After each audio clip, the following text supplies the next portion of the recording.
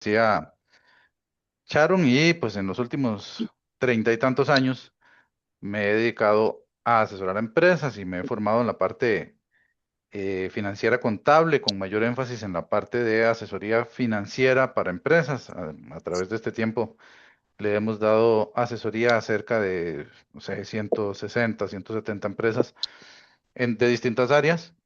em, Algunas empresas importantes, de tamaño, me refiero a importantes en, en la parte del tamaño de sus ventas, exportadores, otros que son pequeños agricultores, en fin, hay de todo. Y todos son emprendedores y todos tienen su preocupación por sacar adelante sus negocios y pues han recurrido a nosotros siempre como una fuente de, de consejería, digamos, en la parte financiera. Cuando hablamos de indicadores financieros, a veces nos perdemos en el concepto de qué es un indicador financiero. Un indicador financiero es un indicador de salud de la empresa, del ente que estemos revisando. Como cuando vamos al médico y nos manda a hacer exámenes de sangre para ver cómo anda el nivel de azúcar, cómo andan las grasas, etcétera, etcétera.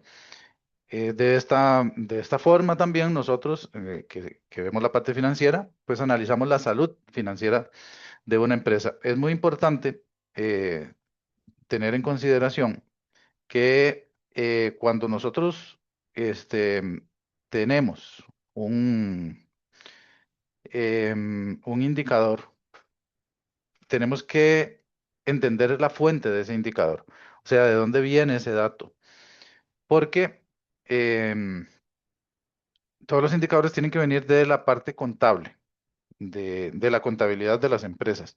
Si yo no tengo una contabilidad correcta, si yo no tengo una contabilidad buena, pues mi dato me puede mentir. Es igual que cuando yo voy al médico, si mis exámenes de sangre, si me dicen, mira, hacételos en ayunas y no me los hago en ayunas, pues ese examen va a salir con alguna alteración.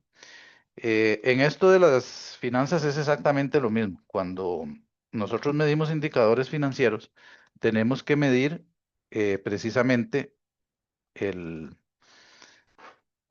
es la fuente de esa información. Entonces, llevar una contabilidad al día y tener esa contabilidad sana es fundamental para que podamos hacer un análisis financiero correcto y adecuado. Em, ¿Por qué nosotros debemos de medir las empresas con indicadores? Bueno, porque las empresas son un ente que está vivo, económicamente hablando, está vivo permanentemente. Y las empresas pasan por baches. Entonces, nosotros todo lo tenemos, lo debemos de medir. Una de las actividades básicas de los empresarios es medir cómo está su negocio. Si yo no mido, yo no puedo mejorarlo, porque no me doy cuenta. O sea, no sé, de pronto a mí me dice el doctor, mira, es que tenés los triglicéridos, por ejemplo, en 160 miligramos. Bueno, ¿eso es bueno o malo? ¿Qué tengo que hacer con eso? Pero si yo no voy a hacerme el examen y no me doy cuenta cuánto están mis triglicéridos, pues yo no sé si yo estaré bien o estaré mal, no sé si mi salud está en riesgo o no está en riesgo. Entonces, es muy importante, y por eso colocamos acá la frase de William Kelvin, que dice que uno para medir algo primero tiene que definirlo. O sea, yo tengo que saber cuál es el objetivo de un indicador.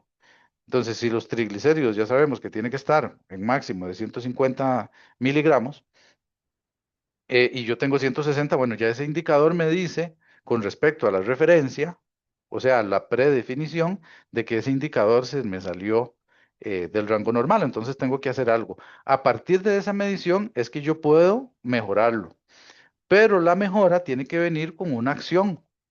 O sea, las cosas no simplemente medirlo por medirlo. Cuando yo tomo una contabilidad, le aplico análisis financiero y observo oportunidades de mejora en algún indicador, tiene que venir una acción para cambiar ese indicador. Entonces, si yo tengo los triglicéridos altos, ¿qué tengo que hacer? Pues tomar agua, dejar de consumir alimentos altos en grasa, etcétera, etcétera. Practicar deporte, todo lo que el médico me diga. ¿Qué pasa si yo obvio ese indicador? Bueno, que mi cuerpo se va a seguir degradando, o sea, esos triglicéridos van a seguir aumentando y en algún momento van a poner en riesgo mi salud. Entonces esta frase pues nos cae como anillo al dedo porque todo lo que no se define no se puede medir. O sea, yo tengo que tener una referencia de qué me dice ese indicador y lo que no se mide no se puede mejorar. O sea, me invita a la acción y lo que no se mejora se degrada. O sea, si a mí un indicador financiero me sale alterado, yo tengo que hacer algo porque si no, las consecuencias para mi empresa van a ser negativas. Ahora, cuando hablamos de indicadores, un indicador es un numerito, siempre en finanzas son datos, son números, son matemáticas, y todas las decisiones de las empresas deben de ser tomadas en bases en datos, en números, no en supuestos, ni en sueños, ni en ideales, debe de ser tomados con datos. Y dentro de los datos que manejan las empresas, los indicadores financieros son de los más importantes que hay. Un indicador financiero es una relación de dos partidas contables. Por ejemplo, saliéndome de la contabilidad, si yo digo, bueno, en un árbol de manzana me produce 100 manzanas en el año y hay 10 personas a las que yo les debo repartir las manzanas, entonces yo tengo un promedio de 10 manzanas por persona, divido 100, o sea, la cantidad de manzanas entre la cantidad de personas. Eso es un índice, 10 manzanas por persona, es un promedio, un KPI, un promedio. O sea, un indicador es el resultado de dividir un número entre otro número, una partida contable entre otra partida contable. Y a veces también se multiplican por otros datos. Entonces son relaciones contables, todo viene de la contabilidad. Los indicadores financieros vienen de la contabilidad y por eso es importante que nosotros apuntemos todo, absolutamente todo. Recordemos además que las contabilidades son obligatorias, ¿verdad? Por ley. Todas las personas que tienen actividad económica, que están inscritas ante el Ministerio de Hacienda, tienen que tener una contabilidad. Entonces, importante tener esto en cuenta antes de entrarle al asunto de los indicadores. La contabilidad tiene que estar correcta, estar al día. A mí no me sirve de nada medir los triglicéridos como los tenía hace 3 años. A mí me interesa saber cómo tengo los triglicéridos hoy. Y sí, los puedo comparar cómo estaban hace un mes, cómo estaban hace 3 meses, para ver la evolución de mi salud o de mi salud para bien o para mal, cómo estoy evolucionando o para arriba o para abajo. Esa contabilidad tiene que ser confiable, tiene que ser elaborada por el dueño de la empresa o por una persona que maneje la técnica contable para que pueda darnos datos certeros, em, correctos de la empresa. Los análisis de los estados financieros se tienen que hacer en forma individual y se puede hacer por grupos. O sea, yo puedo medir un área específica de la empresa, podemos medir cómo están la gestión de cobro, cómo está la gestión de pago, cómo está la rotación de inventarios, cómo están los niveles de ventas, cuáles son los puntos de equilibrio, cuál es el nivel de endeudamiento. O puedo hacer grupos de indicadores para determinar la liquidez, el endeudamiento, la competitividad, etcétera, de las empresas. Y sobre todo, recuerden que las empresas deben de tomar decisiones basadas en datos. Los indicadores financieros lo que me miden es cuál es la rentabilidad o la realidad de la empresa en un momento dado. Cuando nosotros hacemos análisis financiero, más o menos obtenemos una lista como esa que están viendo ahí. Entonces me dicen, bueno, la liquidez, la prueba ácida, que el capital de trabajo, que la razón de endeudamiento. Cada uno de esos es un índice, es un indicador financiero que se alimenta, repito, de los datos contables. Cada uno de esos números me dice algo. Igual que cada valor de un análisis de laboratorio le dice algo al médico. Em, ¿Cuántos indicadores puedo sacar de mi empresa? Y ahí, nosotros manejamos como 80 indicadores financieros, dependiendo del sector, dependiendo del tipo de empresa, del tamaño de empresa, etcétera. Hay muchísimos, pero por lo general uno se debe de concentrar en 5 indicadores, en 4 indicadores. ¿En cuáles? Depende de la empresa. Hay empresas que tienen un endeudamiento muy sano, entonces uno no les revisa tanto el endeudamiento. Hay otras que su nivel de endeudamiento es riesgoso. Cuando nosotros empezamos a analizar una empresa, vemos todos y luego los mismos numerillos nos van levantando la mano, ¿verdad? tenemos alterado este, tenemos alterado este, y entonces vamos trabajando en función del riesgo. Hay indicadores que ponen a la empresa en riesgo muy alto, que nos dicen o que van acompañados de riesgo. Entonces uno debe de ir eliminando ese riesgo, optimizando los indicadores. Y claro, uno puede decir, "No, es que yo quisiera que mi empresa tenga más flujo de caja". Bueno, pero para eso tenemos que optimizar el endeudamiento, por ejemplo. Empresas que se endeudan con tarjetas de crédito. Aunque ustedes no lo crean, empresas que se endeudan con gota a gota. Ese tipo de financiamientos tienen un costo de capital muy alto, una tasa de interés elevadísima, que termina minando las empresas, que se va comiendo las empresas, solo para hablar desde el endeudamiento. Entonces, yo no puedo ir a pretender optimizar rentabilidad si esa rentabilidad se la está comiendo una mala estructura de deudas.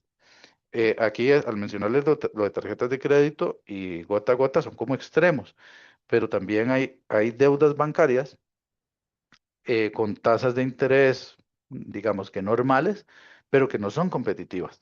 Y para el sector empresarial, dependiendo de la empresa, dependiendo del modelo de negocio en el que esté, existen em, fuentes de financiamiento más saludables en plazo y sobre todo en costo. Recuerden que en deudas lo que manda, lo que termina determinando es la tasa de interés. El día de hoy vamos a ver 5 indicadores, que son como los más comunes que tendemos a encontrarnos en las empresas que requieren atención. Estos 5 indicadores, repito que existen N cantidad de indicadores, nosotros manejamos muchísimos indicadores, pero vamos a hablar de estos 5 porque la experiencia nos dice que por lo general hay debilidad en estas partes. Em, Hay debilidad en endeudamiento. Les mencionaba que los endeudamientos de las empresas tienden a veces a comerse la empresa. Entonces vamos a hablar de endeudamiento. Vamos a hablar de liquidez también. La liquidez es cuánta plata tengo para pagar. Es el flujo de caja, que es la mayoría o la mayoría de las quejas de los empresarios vienen por aquí. Le revientan, hay un montón de problemas que revientan en la liquidez y que a veces la liquidez no es el problema, es el síntoma. Claro, cuando ya yo no tengo plata en la bolsa para pagar, uno dice, tengo problemas de liquidez. Y claro que tienes problemas de liquidez, pero tu problema no es la liquidez, puede ser otra cosa. Entonces, el endeudamiento a veces tampoco en sí mismo es un problema, puede ser un síntoma. La rentabilidad neta, que es como quizás la parte más sensible de las empresas. La rentabilidad neta se refiere a cuánta plata me gano yo después de un día de trabajo, de una semana de trabajo, de un mes de trabajo en mi empresa. Ok, a las ventas le quito los costos, los gastos y cuánto me quedó al final. Esa es la rentabilidad neta, que no necesariamente tiene que ver con la liquidez, porque yo hoy puedo, a nivel de venta contable, yo puedo tener ganancia, pero la plata no está en la empresa. Bueno, parte de los análisis financieros que se hacen es qué se hace la plata, porque sí, a veces los contadores emiten estados de resultados en donde dice, te ganaste 10 millones de colones y el empresario dice, "Híjole, ¿a dónde está esa vaina? ¿Qué se hizo esa plata?". Bueno, la labor del analista financiero es decirle, ok, si usted se ganó esos 10 millones de colones porque la contabilidad es correcta y la plata está aquí, está acá, está acá. Y para eso existen los análisis de flujos de efectivo, para determinar qué se hace la plata. Dentro de ese que se hace la plata está el ciclo de efectivo, que es otro indicador, que también lo vamos a revisar un poquito. El ciclo de efectivo es cuánto tarda la plata en regresar al banco, porque yo saco plata al banco para pagarle a un proveedor, ya se me fue la plata. Compré un artículo que lo voy a vender o lo voy a transformar si es que es una fábrica. Y luego lo almaceno, luego lo mando al cliente y el cliente dura 30, 40 días para pagarme. Entonces la plata, ¿cuánto dura en volver? Yo tengo que tener claro cuál es el promedio de mis cuentas por pagar, el promedio de mis cuentas por cobrar y el promedio de inventarios. Y eso no es un número que yo me invento. Eso es un número que me lo dice la operatividad de la empresa. Yo tengo que ver qué tan eficiente estoy cobrando, porque hay gente que nos dice, ah, no, yo cobro cada 30 días, pero cuando vamos a medir el indicador de cuentas por cobrar, está cobrando cada 70 días. Entonces, tienes poca liquidez porque no cobras bien. Y obtienes rentabilidad neta, el punto 3, o sea, el punto 2 está bien, la rentabilidad está bien, pero el ciclo de efectivo es muy lento y eso hace que tu liquidez no dé para pagar. Y el otro que es, eh, este es el papá de todos los males en la mayoría de las empresas, el margen de utilidad bruta. El margen de utilidad bruta es la diferencia entre el precio de venta y el costo de las ventas.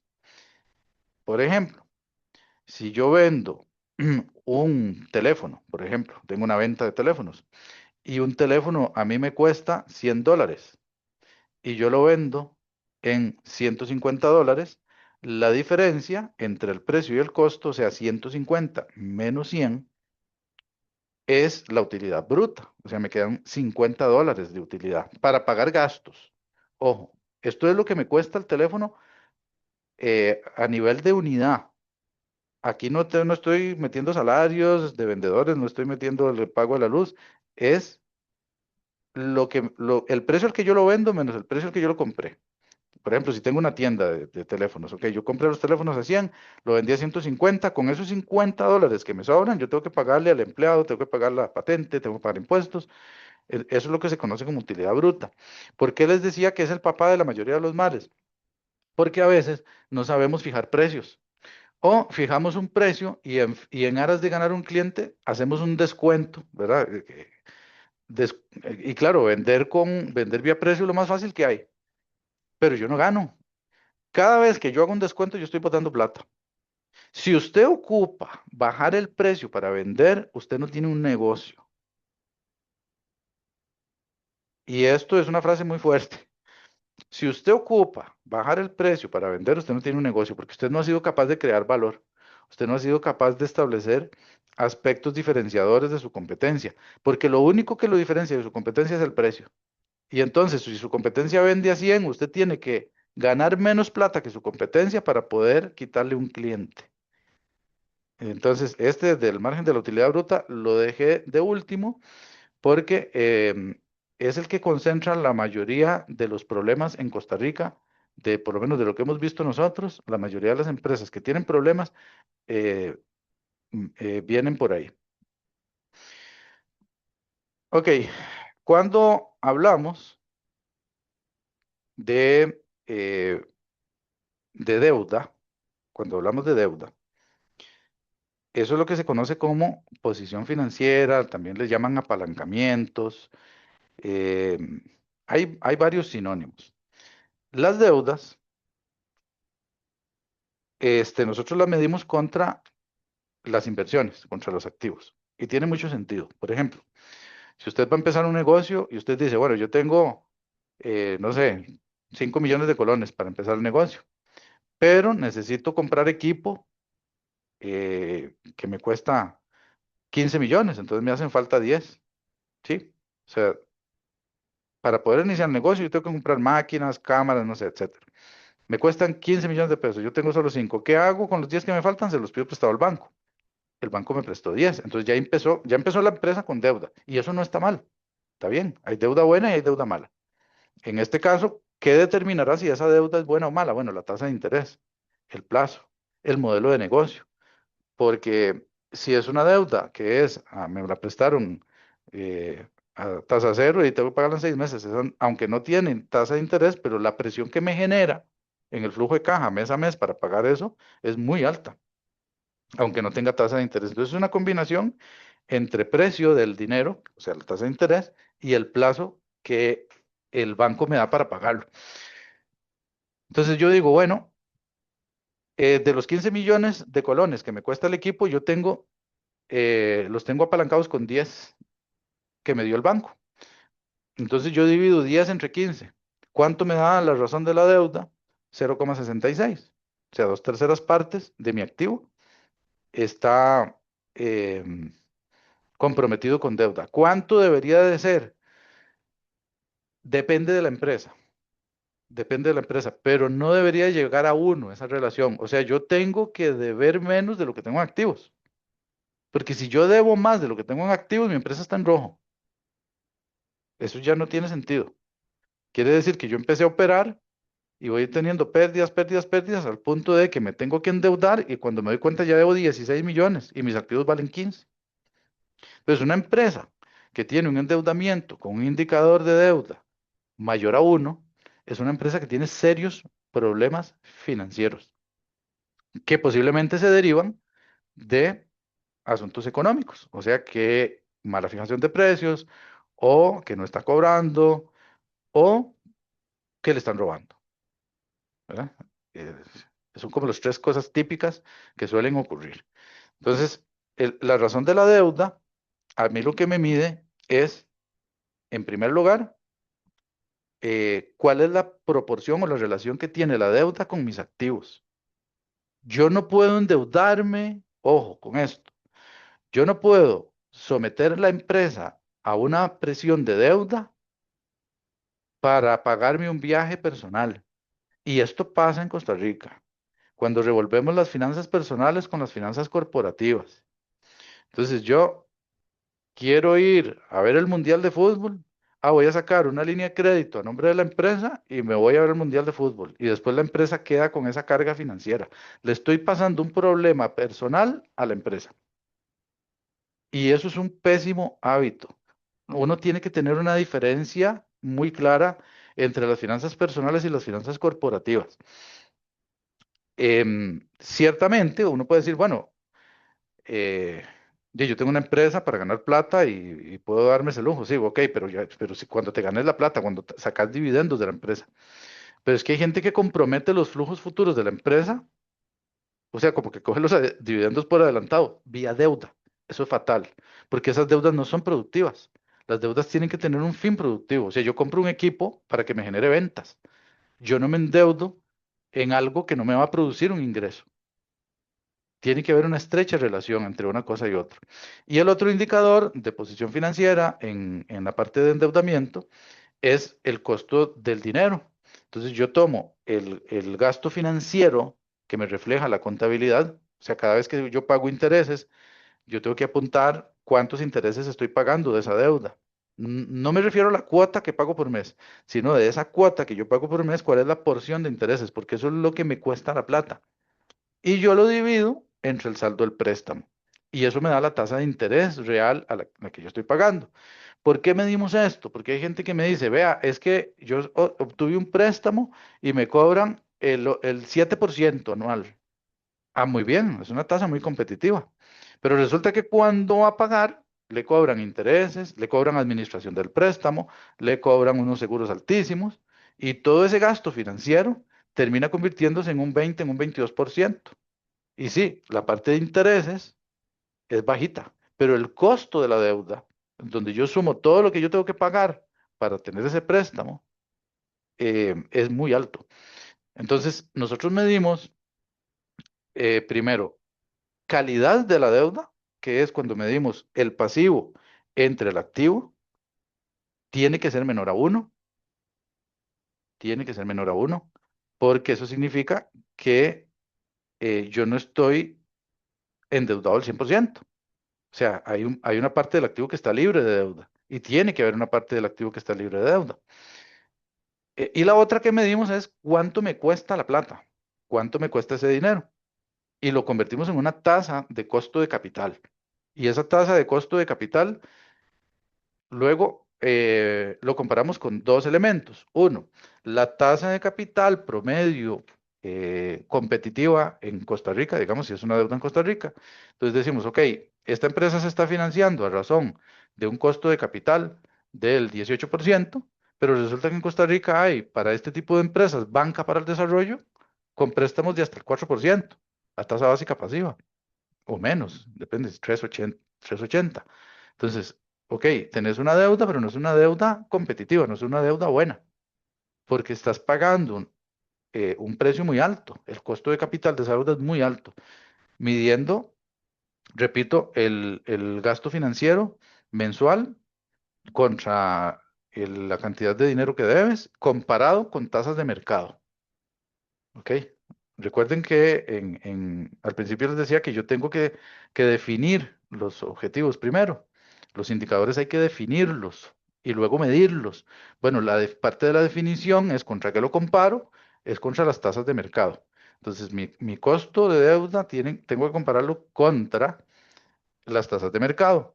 Y el otro es medir la parte del endeudamiento, cuánto de mi activo está endeudado.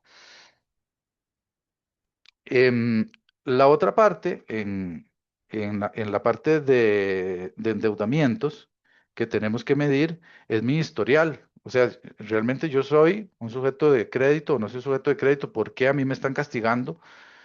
¿Por qué yo pago intereses tan altos? Entonces resulta que nos encontramos empresas manchadas o que el dueño está manchado en la SUGEF, entonces no tienen acceso a ese tipo de créditos. Bueno, ya ahí hay que planear estrategias diferentes de ver cuál es el motivo por el cual em, esa empresa tiene costos financieros tan altos. Hay muchas empresas que han fallecido por, por una mala administración de la deuda, que evidentemente tiene problemas que se originan en otro lado. em, pero aquí, no sé, recuerdo el caso, por ejemplo, de Jamber, en donde tenía un nivel de endeudamiento sumamente alto comparado con respecto a sus activos, al punto de que ya era una deuda inmanejable y una empresa que fue pionera en producción de plásticos, de empaques plásticos acá en Costa Rica, pues lamentablemente tuvo que cerrar operaciones porque ya era inviable llevarlo a cabo.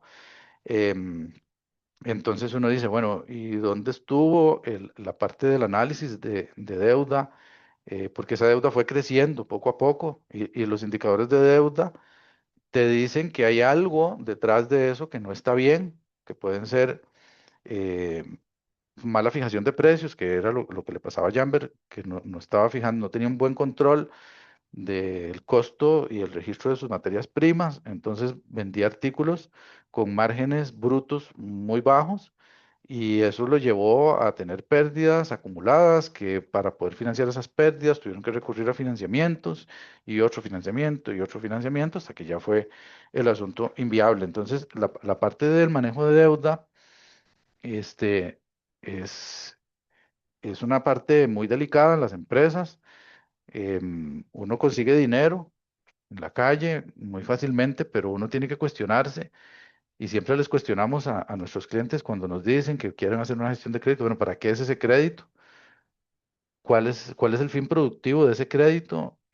A veces uno desesperado tiene una deuda que te está ahogando, entonces pagas una deuda con otra deuda y resulta que esa deuda tiene una tasa de interés más alta que la que tenías, entonces terminas haciendo el problema más grande.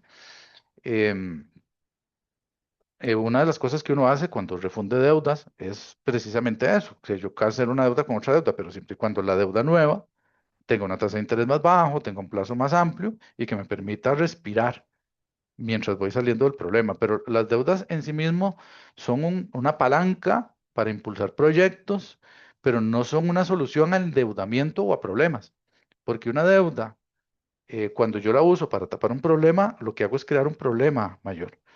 Pues con esa parte de los endeudamientos hay que tener mucho cuidado. Otro de los indicadores que tiene que ver con la liquidez, el segundo indicador, la liquidez es cuánta plata tengo yo para trabajar. Perdón, Cuán- que te Sí, interrumpa. En el indicador anterior de la parte fiscal, me sí, gustaría como aportar ahí que también es importante tener cuidado con el tratamiento que se le da a los intereses. Normalmente a veces llegamos, es muy común en empresas tal vez no tan grandes o tan formales, que hayan deudas, por ejemplo, de socios hacia la empresa o de familiares, amigos, conocidos que prestan dinero a la empresa. Y cuando uno va a revisar cuál es el sustento legal de esos intereses, ¿verdad? De esa deuda, resulta que no hay contrato, que no hay amortización, que no hay pago de intereses. Por ejemplo, hay una restricción legal para que los dueños de empresas de sociedad de responsabilidad limitada le presten a la sociedad porque se asemejan a dividendos. Entonces, si yo tengo una SRL y soy gerente o subgerente, dueño accionista, no puedo prestarle dinero a la empresa. Y en otras razones sociales, como las SA, en el que no hay una restricción legal establecida, sí existen en todo momento la obligación de tener un contrato, una tasa de amortización, una tasa de interés de mercado, porque también a veces queremos poner tasas de interés altísimas o muy bajas. Y todo esto hace que si en dado caso hubiera una fiscalización del Ministerio de Hacienda y no se cuenta con el respaldo legal de estos préstamos, al final del día lo que van a hacer es desconocer. También la ley establece límites de deducibilidad de intereses cuando los créditos no son bancarios. Entonces, es simplemente el comentario que quería aportar porque sabemos y lo hemos visto en muchas empresas que asesoramos que existen este tipo de préstamos que tal vez no son formales, que apalancan las empresas al inicio, porque probablemente esa empresa no es sujeta a crédito porque está recién comenzando o por cualquier razón, pero ¿qué nivel fiscal trae ese tipo de inconvenientes ante una fiscalización? Bien, gracias, Sharon. Sí, la parte de deuda es muy delicada.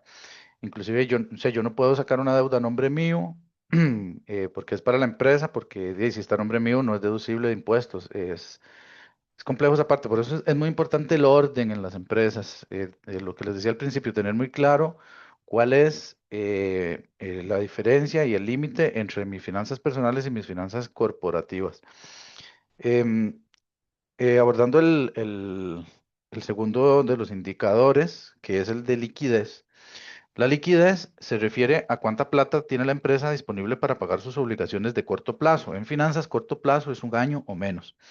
Cuando nosotros vemos los estados financieros, hay uno que se llama balance de situación o balance general. Si está correctamente elaborado, en la primera parte dice efectivo, cuentas por cobrar, inventarios, total, activo circulante o activo corriente, tanto que es la suma de esas tres partidas.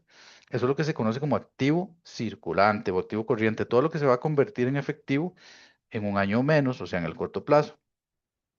Para determinar la liquidez de la empresa en términos financieros, necesitamos ese dato, el activo circulante o activo corriente. Y también necesitamos el pasivo corriente. Pasivos es sinónimo de deuda. Cuando veamos en estados financieros el término pasivo, se refiere a deudas con terceros. El pasivo corriente es todo lo que yo tengo que pagar de aquí a un año. Entonces, las cuentas por pagar a proveedores, provisiones de aguinaldo, impuestos por pagar y la porción circulante de las deudas de largo plazo, o sea, los pagos que yo tengo que hacer mes a mes de los préstamos que tengo a largo plazo, de aquí a un año. Eso yo lo sumo y me da lo que se conoce como el pasivo corriente. La razón de liquidez es restarle, perdón, es dividir, la razón de liquidez es dividir el activo corriente entre el pasivo corriente. Y el numerito que me da tiene que ser mayor a uno. Eso significa que tengo más activo que pasivo corriente. Entonces, significa que yo de aquí a un año no voy a tener problemas de pago. Eso se tiene que estar midiendo constantemente. Esa misma relación de partidas entre el activo corriente y el pasivo corriente me da lo que se conoce como el capital de trabajo, solo que aquí no es una división, sino una resta, que es la que tenemos acá en la pantalla. Yo tomo el activo corriente, le resto el pasivo corriente y lo que me queda se conoce como capital de trabajo. O sea, la parte que me sobra, como en el ejemplo, en la gráfica del ejemplo, sobran 14 millones para capital de trabajo. O sea, eh, tenía 50 millones en activo corriente y tengo 36 millones en pasivo corriente, me sobran 14 millones. Entonces yo digo, bueno, yo tengo 14 millones para trabajar y con eso hay que tener mucho cuidado, porque ese capital de trabajo es el día a día de la empresa. Entonces alguien me puede decir, es que yo ocupo una máquina que me cuesta 8 millones, entonces lo puedo tomar de ahí. No, bueno, sí, no, depende, es que todo hay que medirlo. Em, El capital de trabajo, recordemos que es una medición de corto plazo. ¿Qué pasa si yo voy a hacer una inversión y yo estimo que esa máquina me va a empezar a rendir frutos de aquí a 2 años? Entonces ya eso es inversión, no es capital de trabajo. El capital de inversión es aquel en donde yo tomo una porción de dinero, una cantidad de plata para comprar un terreno, comprar un edificio, comprar un carro, comprar una máquina, etcétera, que no me va a beneficiar en los flujos de efectivo de aquí a un año. Eso es lo que se conoce como inversión. La porción de inversión del capital de trabajo es una partecita que yo puedo tomar y decir, ok, de estos 14 millones, ¿cuánto le puedo sacar a la empresa para comprarme ese carro o esa máquina?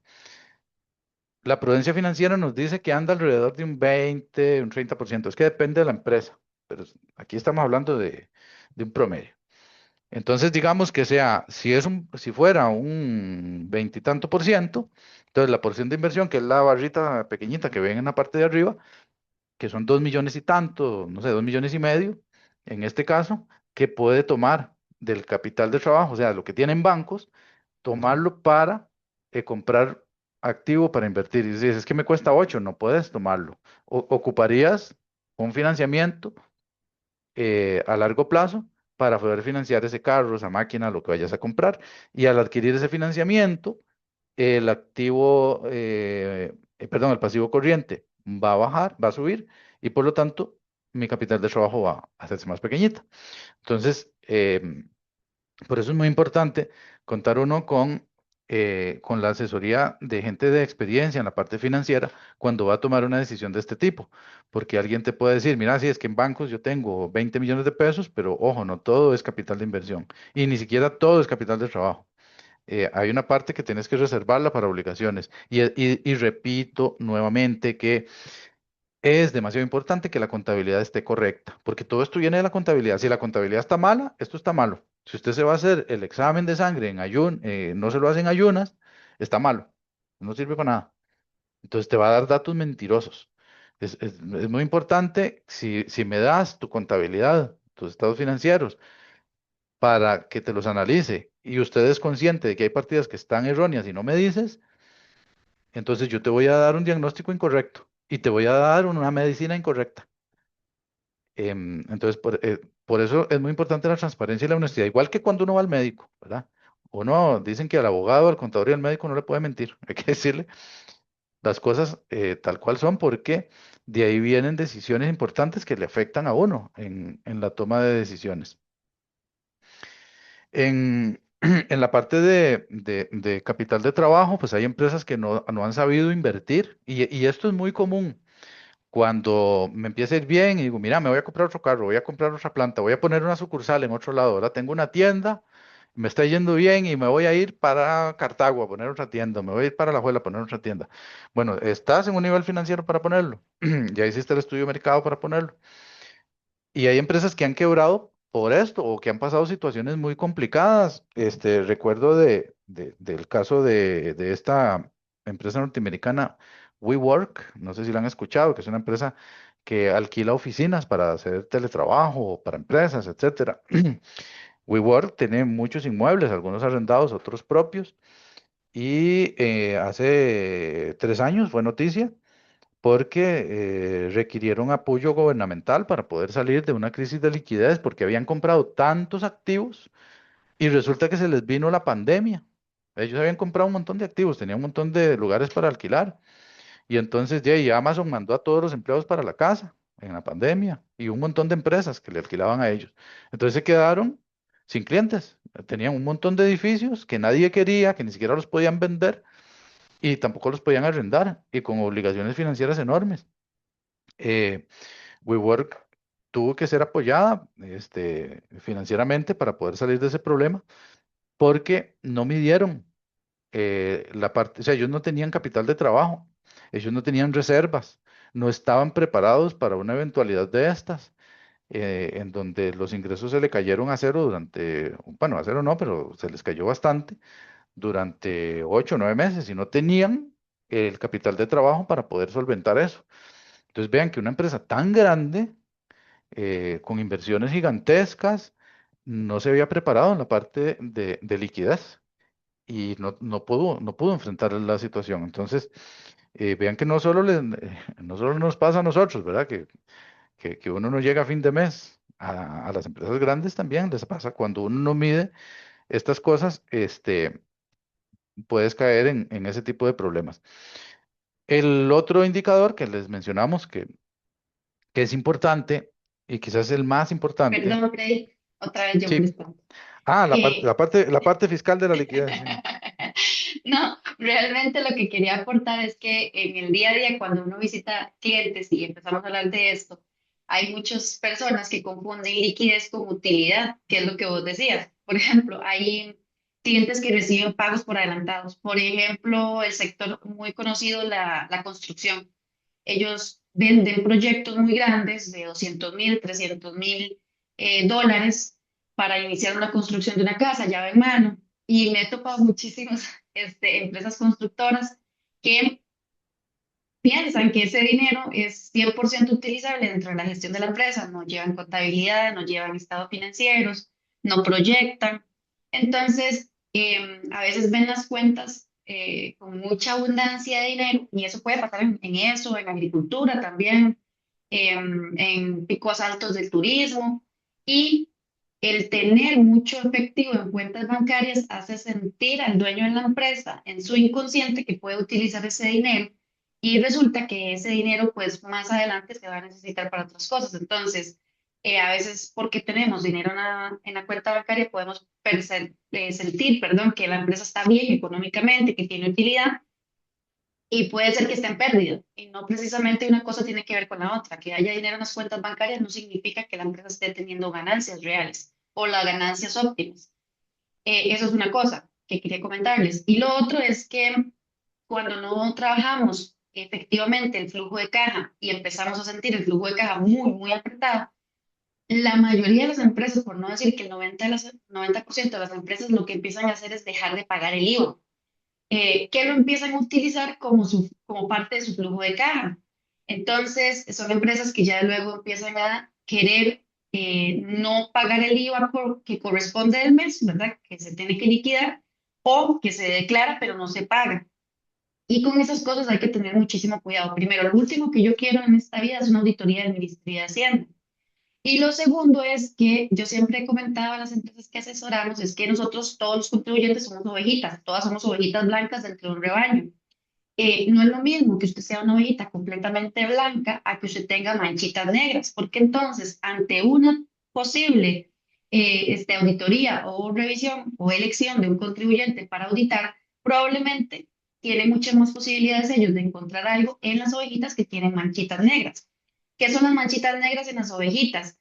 No pagar el IVA, no pagar la renta, no hacer pagos parciales, no presentar declaraciones de impuestos, presentar en cero rectificar, presentar tardío, no cumplir con sus otras obligaciones formales, declaraciones de sociedades inactivas, declaraciones de transparencia, pagos de timbres, impuestos a las personas jurídicas, todas las obligaciones que conlleva ser un contribuyente. Entonces, hay que tener mucho cuidado con el flujo de caja porque en el momento en que yo tenga que recurrir al IVA para poder sostener la operación mensual de la empresa y lo deje de pagar y lo declare, el IVA es un impuesto que no tiene arreglo de pago. Entonces, en el momento en que yo empiece a acumular deuda y no me pueda poner al día y me llegue una notificación de cobro del IVA, yo ese IVA lo tengo que pagar inmediatamente. No me van a ofrecer arreglo de pago. Y si no lo pago inmediatamente, lo que van a hacer es que van a cerrar la empresa. Y así por 10 días. Y como les digo, se vuelve una bola de nieve porque no solo es el IVA que no pagué, sino el que me correspondería pagar el mes que sigue. Entonces, el flujo de caja en las empresas yo creo que es el oxígeno de cada negocio para sostener la operación y no crear estos problemas que derivan en sanciones, perdón, multas, intereses y problemas con el Ministerio de Hacienda que, como les repito, lo último que uno como contribuyente quiere es tener una supervisión, una revisión del Ministerio de Hacienda. Entonces, esa es la parte que yo quería como aportar respecto al flujo de caja, porque siempre, siempre, siempre que vemos una empresa con problemas de flujo de caja, tiene deuda con el Ministerio de Hacienda o con la caja, básicamente. Ok, en aspectos de rentabilidad, la rentabilidad es la plata que a mí me queda, la ganancia, ¿sí? Rentabilidad es sinónimo de ganancia. Y el antónimo de rentabilidad es pérdidas. Cuando yo tengo rentabilidad en las empresas significa que estoy haciendo una buena gestión, o sea, las ventas menos el costo de ventas menos los gastos es lo que me da la utilidad. En el ejemplo de la tienda de los teléfonos, la venta es los $150 a los que vendí el teléfono, el costo de venta es los $100 que me costó el teléfono, ahí me quedan $50 de utilidad bruta menos los gastos, salarios, etcétera, etcétera. Y si puedo, con esos $50 me alcanzan para pagar los gastos, salarios, luz, alquiler, etcétera. Lo que me quede es la rentabilidad o la utilidad neta. Para medir la utilidad neta, primero yo lo mido contra las ventas. Entonces yo divido la utilidad neta, qué sé yo, si me gané, si vendí $100.000 y la utilidad neta son $10.000, entonces yo divido 10.000 entre 100.000 y me da 0,1, o sea, un 10% de utilidad neta. ¿Cuál debería de ser el margen de utilidad neta? En Costa Rica las empresas en utilidad neta en promedio andan entre un 8 y un 20%, dependiendo del tipo de empresa. Hay empresas que rentan más, pero ya digamos un 8 para abajo ya no es un negocio tan rentable de utilidad neta, o sea, ya al final, cuando yo divido mi ganancia entre las ventas. Esa es una medida de rentabilidad, pero la medida financiera de rentabilidad es la de cuánto me producen mis activos. O sea, yo invertí en máquinas, invertí en vehículos, invertí en un montón de cosas que me cuestan dinero. ¿Cuánto me produce? Entonces yo divido esa misma utilidad neta, esos mismos $10.000, ahora no entre las ventas, sino entre la inversión total en activos. Entonces, si yo tengo, no sé, me gané $10.000 en un mes y yo lo divido, no entre las ventas, sino digamos que invertí $1.000.000, entonces yo divido 10.000 entre 1.000.000, me da 0,01, o sea, un 1% por mes, por 12 meses, la tasa es de un 12% de rendimiento sobre la inversión. ¿Es bueno o malo? De entrada es bueno, porque si tengo deuda, posiblemente esa deuda me debería de estar costando un 7 o un 8%. O sea, el costo de capital y el costo de oportunidad es más bajo que el rendimiento que yo estoy obteniendo. Entonces, mi empresa me genera utilidades más alta que los costos financieros que tengo y más alta que si yo tuviera, agarro esa plata que tengo invertido en activos y la meto al banco.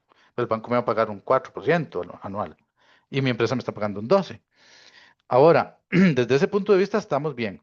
Pero habrá que ver si es competitiva, porque sí, ¿qué pasa si mi competencia está ganándose el 18%? Entonces yo digo, ok, estamos bien en que estamos generando utilidad, pero esa utilidad no es óptima, esta empresa no es competitiva, porque empresas similares están ganando un 6% más.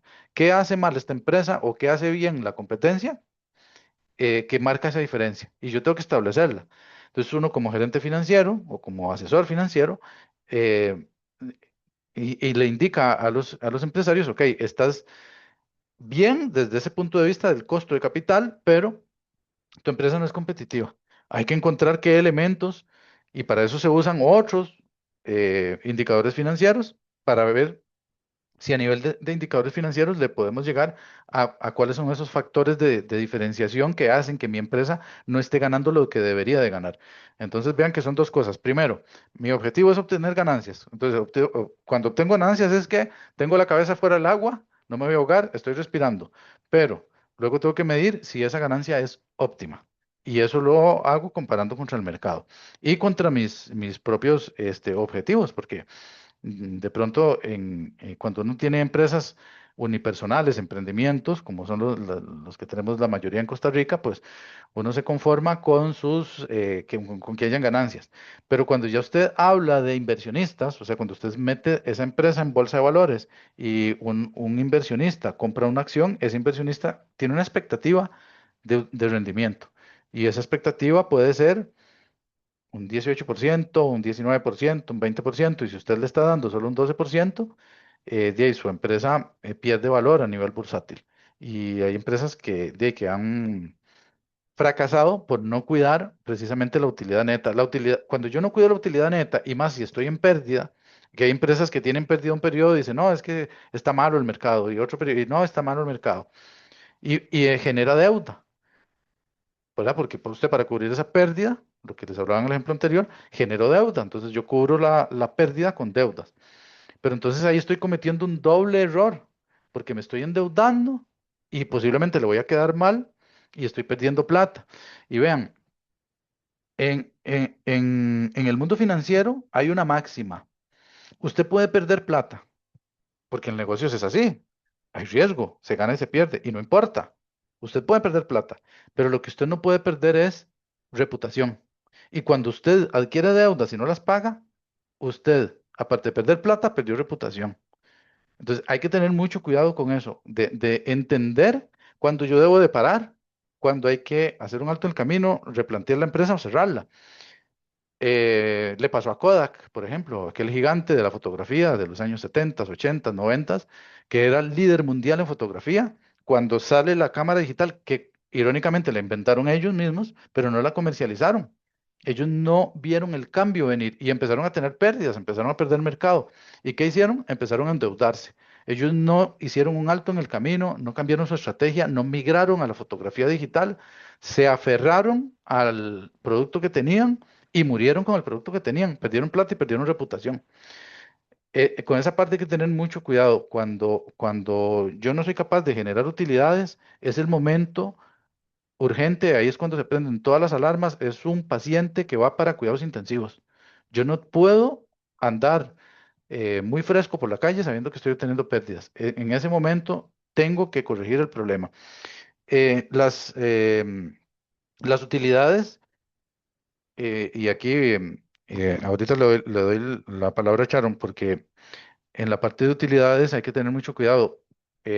Uno tiene que pagar impuestos y hay que pagar impuestos los que la ley indica que hay que pagar. No hay que pagar más ni hay que pagar menos, pero a veces resulta que pagamos más por desorden, porque tenemos gastos que no son deducibles de impuestos. Entonces yo tengo mi rentabilidad real es 10, pero resulta que mi utilidad fiscal es 30 y entonces el cliente nos dice, bueno, pero ¿por qué es 30? No, es que resulta que tenés un montón de gastos que no son deducibles, que ahorita ya no les hablo un poquito de eso. O incurrimos en riesgo porque hacemos facturas por la izquierda, que llamamos nosotros, o sea, que no todo hacemos facturas electrónicas. Entonces, tengo una utilidad real financiera de 100, pero mi utilidad fiscal más bien es al contrario, es menor. ¿Por qué? Porque yo no vendo todo con factura electrónica para no pagar impuestos y eso es un gravísimo error, porque me pueden tasar por indicadores. Y resulta que una empresa similar a la mía paga a razón del 0,5 de renta y yo estoy pagando 0,0001.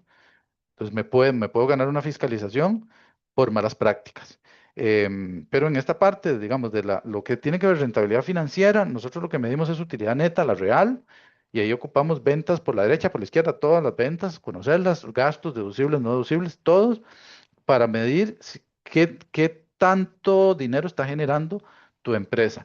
Y en la parte fiscal, pues aquí les doy la palabra a Jano para que nos cuente un poquito de esta parte de las utilidades, del impuesto sobre la renta, que es una queja constante, permanente de los empresarios en Costa Rica, pero que también hay muchas malas prácticas detrás de esto.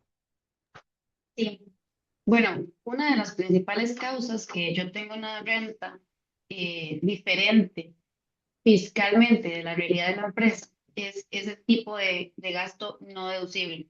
Nos pasa, por ejemplo, en empresas de agricultura, en la que hay muchísima mano de obra, pero es mano de obra informal, que no se aseguran en la caja, entonces que tal vez son hasta indocumentados, pero que son un gasto representativo dentro de la empresa, pero que ya sabemos, y si no saben, se los comento, cualquier gasto de salarios debe ser justificado eh, con una planilla de la caja.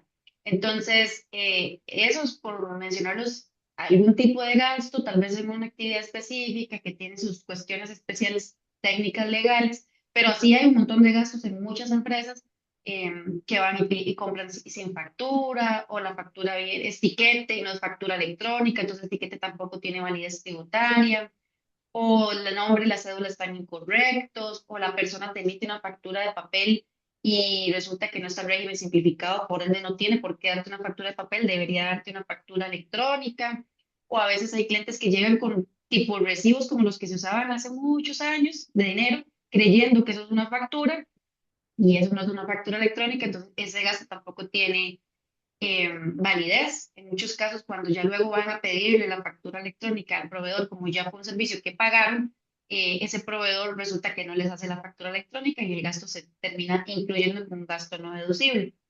Otra cosa importante ahí es ver que todos los ingresos que tenga la empresa sean ingresos declarados, facturados con factura electrónica para evitar algún tipo de fiscalización por no emisión de factura electrónica.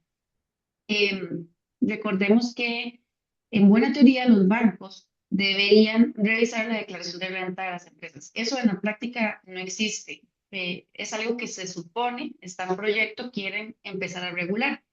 Que los bancos deben analizar su declaración de renta respecto a la información financiera que presentan las empresas para solicitar un crédito, actualización de datos, etc. Y es una práctica ahorita no se da, porque si los bancos prestaran a razón de la renta neta declarada, a nadie le prestaría el dinero. Entonces, pero que es algo que deberíamos modificar, mejorar, controlar o revisar definitivamente. Ahora, también cuando hay ganancias, normalmente las empresas que operan dentro de una sociedad no pueden los dueños de negocios sacar fondos de la sociedad sin alguna justificación. ¿Cuáles son las justificaciones comunes? Una declaración de dietas del 15% que se retiene de impuestos sobre la renta a la persona que recibe la dieta, que son montos pequeños, no son montos grandes, y hay un libro de actas que respalda ese pago de dieta. O puede ser declaración de dividendos, igual retiene el 15% de renta, pero también ya pagué el 30% de renta, dependiendo del tramo en el que esté la sociedad. Y ya con eso yo tengo esos fondos libres, esos no son un gasto. Y también está la opción de poder facturar el dueño de la empresa a la sociedad por los servicios que efectivamente brinda, porque normalmente los dueños sí trabajamos dentro de la empresa, ya sea de manera estratégica o en la parte administrativa o ejerciendo algún rol. Entonces yo como persona física me inscribo, le emito facturas a mi sociedad y con eso yo hago el pago como si fuera cualquier otro proveedor. Por supuesto tiene que haber una transferencia bancaria de respaldo y todo normal, como si fuera un proveedor más, porque sí podrían solicitar el respaldo de la transferencia bancaria con el pago que se hizo al socio. Entonces, es importante tener cuidado con los gastos no deducibles, con la manera en que yo retiro fondos de la empresa y con la manera en la que yo estoy declarando la venta. También es bueno a final de año siempre realizar una conciliación fiscal entre lo que yo estoy declarando y mi contabilidad real o mis estados financieros reales. ¿Por qué? Porque el día de mañana que a mí me llamen a una supervisión, una revisión o simple consulta, muy probablemente lo que te van a pedir son los estados financieros. Entonces, si yo tengo una declaración de renta, debería haber un estado financiero que respalde esa declaración de renta ante una eventualidad. Ahorita están haciendo muchos estudios económicos por actividades en el Ministerio de Hacienda y lo que están solicitando son estados financieros 2024-2025. Recordemos que para los contribuyentes inscritos en régimen general, los estados financieros no son una opción, son una obligación. Entonces, a menos de que yo esté en régimen simplificado o en régimen especial agropecuario, que tienen sus beneficios respecto a la forma de llevar la contabilidad, todos los demás estamos dentro de un mismo saquito en el que todos, a todos los requerimientos que nos van a hacer, siempre va a ser estado financiero. A veces los clientes me dicen, es que yo no llevo estados financieros, yo, ¿qué le presento entonces al Ministerio de Hacienda? Porque el requerimiento textualmente dice estado financiero. este, Le voy a contestar el correo que yo no tengo eso. Y yo le digo, vea, no hay nada peor para el Ministerio de Hacienda que contestar que usted no tiene esa información. ¿Por qué? Porque eso demuestra desorden. Y si demuestra desorden, hay muchísima probabilidad de que hay algo esté sucediendo. O otros contribuyentes lo que hacen es no contestar. Peor aún, porque si usted no contesta, lo van a multar y además se puede ganar que ya no sea una consulta, sino sea una revisión. Entonces, recordemos que todo lo que estamos hablando no solo es una herramienta de toma de decisiones para el dueño de la empresa, sino también es un requisito que en cualquier momento se lo pueden solicitar, no solo el Ministerio de Hacienda, no solo por fiscalización, como les comento, sino por estudios económicos que ellos hacen, por tener alguna duda o consulta, que no todas las auditorías son auditorías sí, o sea, que llega un auditor a la empresa, no.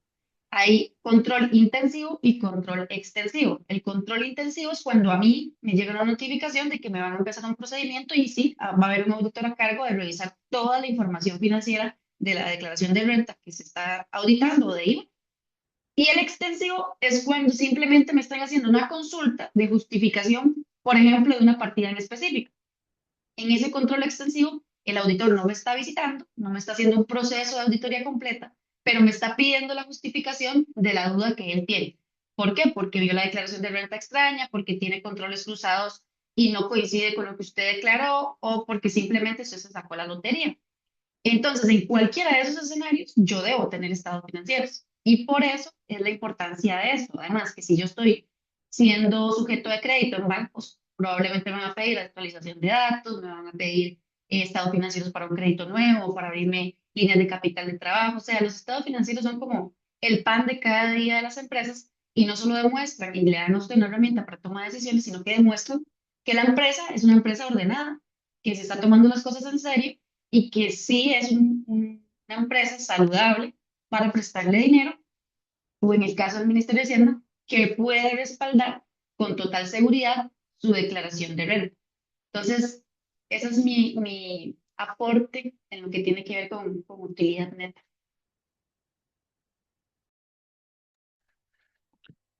Sí, como ven, la toma de decisiones de las empresas, sí hay que mirarlas con indicadores, pero las empresas requieren mucho orden en todas las partes, ¿verdad? En todas las partes, porque hay empresas que son muy ordenadas financieramente, pero que son muy desordenadas fiscalmente. Freddy, tengo dos Bien, consultas sí, que no las había visto, perdónenme, hasta ahorita que las estoy leyendo. Bueno, nos consultan en el chat. ¿Cuál es la mejor forma de iniciar un pequeño negocio? ¿Poner el capital personal, solicitar financiamiento o una mezcla de ambos? sí, es que en finanzas no hay recetas, todo es muy relativo, ¿verdad? Todo es muy relativo. Uno siempre, cuando me hablan de pequeño negocio, pues hay que ver qué tan, porque también eso de que si es pequeño o si es grande el negocio es muy relativo. Em, Habrá que ver cuál es el tamaño de la inversión. Si son negocios pequeños, no sé, de inversiones de menos de 1 o 2 millones de colones, uno debe tratar como de echarlos a andar con recursos propios. Ya si uno ve que tiene un negocio, pero que va a comprometer seriamente sus finanzas, de ahí sí, ni modo, ¿verdad? Hay que recurrir al financiamiento. Cuando yo voy a abrir un negocio, tengo que estar seguro de que no dependo del negocio para poder pagar ese financiamiento. O sea, ¿qué es lo peor que puede pasar? Que el negocio no sirva. Me quedó una deuda. ¿Y qué pasa si yo digo, bueno, yo esta deuda la voy a pagar con lo que me dé el negocio? Y bueno, ¿y si el negocio no sirve? ¿Cómo vas a pagar la deuda? Si usted con sus ingresos actuales puede pagar esa deuda, perfecto. Y como le digo, trate de ponerlo con recursos propios, porque las ideas de negocios, no todas funcionan. Y eso no significa que yo no sea buen empresario. Bill Gates quebró 10 negocios antes de tener éxito con Microsoft. Cada intento es el camino hacia el éxito y a veces hay tropezones. Y Sharon se ríe porque Sharon se ha llevado muchos tropezones. Este, Es que yo me en, estoy acordando, así muy sinceramente, ¿verdad? Porque Casa de Herrero, Cuchillo Palo, Freddy y yo somos esposos. Yo hace 3 años comencé el negocio y lo comencé con un financiamiento. Entonces, me río porque, porque por supuesto que el consejo que está dando Freddy es el consejo financieramente más saludable y el correcto. Ahora, yo sí tenía eso que Freddy está diciendo, ok, vas a empezarlo con un financiamiento, pero si ese negocio no sirve, vos lo puedes pagar, sí, yo lo podía pagar. Gracias a Dios, el negocio sí funcionó, fue y le digo a la persona que va a empezar un negocio, es durísimo los primeros 3 años, usted de verdad muy complicado. Le puedo decir que el primer año casi, casi fallezco del estrés y la presión, porque el financiamiento te genera un estrés, una presión adicional, que pues no digo que perder el capital de uno no sea así, pero no es lo mismo, o sea, te maximiza la presión al 3. Entonces, gracias a Dios todo salió bien, la empresa ahora es rentable y no me arrepiento de haberlo hecho, pero fue una decisión un poco salvaje pero sí podía cubrir el financiamiento si en algún momento el negocio no daba. Perdón que te interrumpas para contestar otra pregunta, porque bueno, creo que hay tres. Yo voy a contestar la que yo le puedo contestar de una vez a Nazaret. El negocio, el socio tiene que trabajar dentro de la empresa, o sea, para poder emitirle factura a la empresa tiene que ser como trabajador independiente. La caja actualmente no está permitiendo que los socios se incluyan dentro de la planilla de la empresa, por aquí. Ahora viene otra consulta, es decir, ¿será razonable endeudarse para empezar si los activos que tengo son inmobiliarios y necesito acondicionarlos para poder empezar a generar? Sí, los negocios inmobiliarios habrá que ver qué tipo de negocio inmobiliario es. Los negocios inmobiliarios tienden a requerir mucha inversión. Este, igual que el consejo anterior. Si ocupas un financiamiento, debes estar seguro que si con tus ingresos actuales lo puedes pagar. Los negocios inmobiliarios, dependiendo del sector, tienden a ser más seguros. No sé, por ejemplo, está muy de moda los Airbnb, todo esto de inmobiliario de corto plazo. Se han vuelto muy rentables, son negocios relativamente seguros. Sigue siendo uno de los sectores más seguros, digamos, de inversión, pero son más lentos. Entonces, de pronto, si yo tengo un activo de estos para arrendarlo o para venderlo, tienden a ser más lentos porque es más fácil ir a vender tortillas o helados que ir a vender apartamentos o bodegas o sea cual sea el negocio inmobiliario en el que esté. Pero todos los negocios, por lo general, uno ocupa financiamiento, por lo general al principio, ¿verdad? No solo le pasa a Charon, a todo mundo le pasa que cuando va a poner un negocio, de yo solo tengo una parte, pero me hace falta otra parte. Hay que tratar de buscar un financiamiento. Con esto no hay que desesperarse, hay que buscar un financiamiento adecuado. Ojalá, lo que les decía al principio, tener un buen nombre bancario. Uno puede perder plata, pero no debe perder reputación.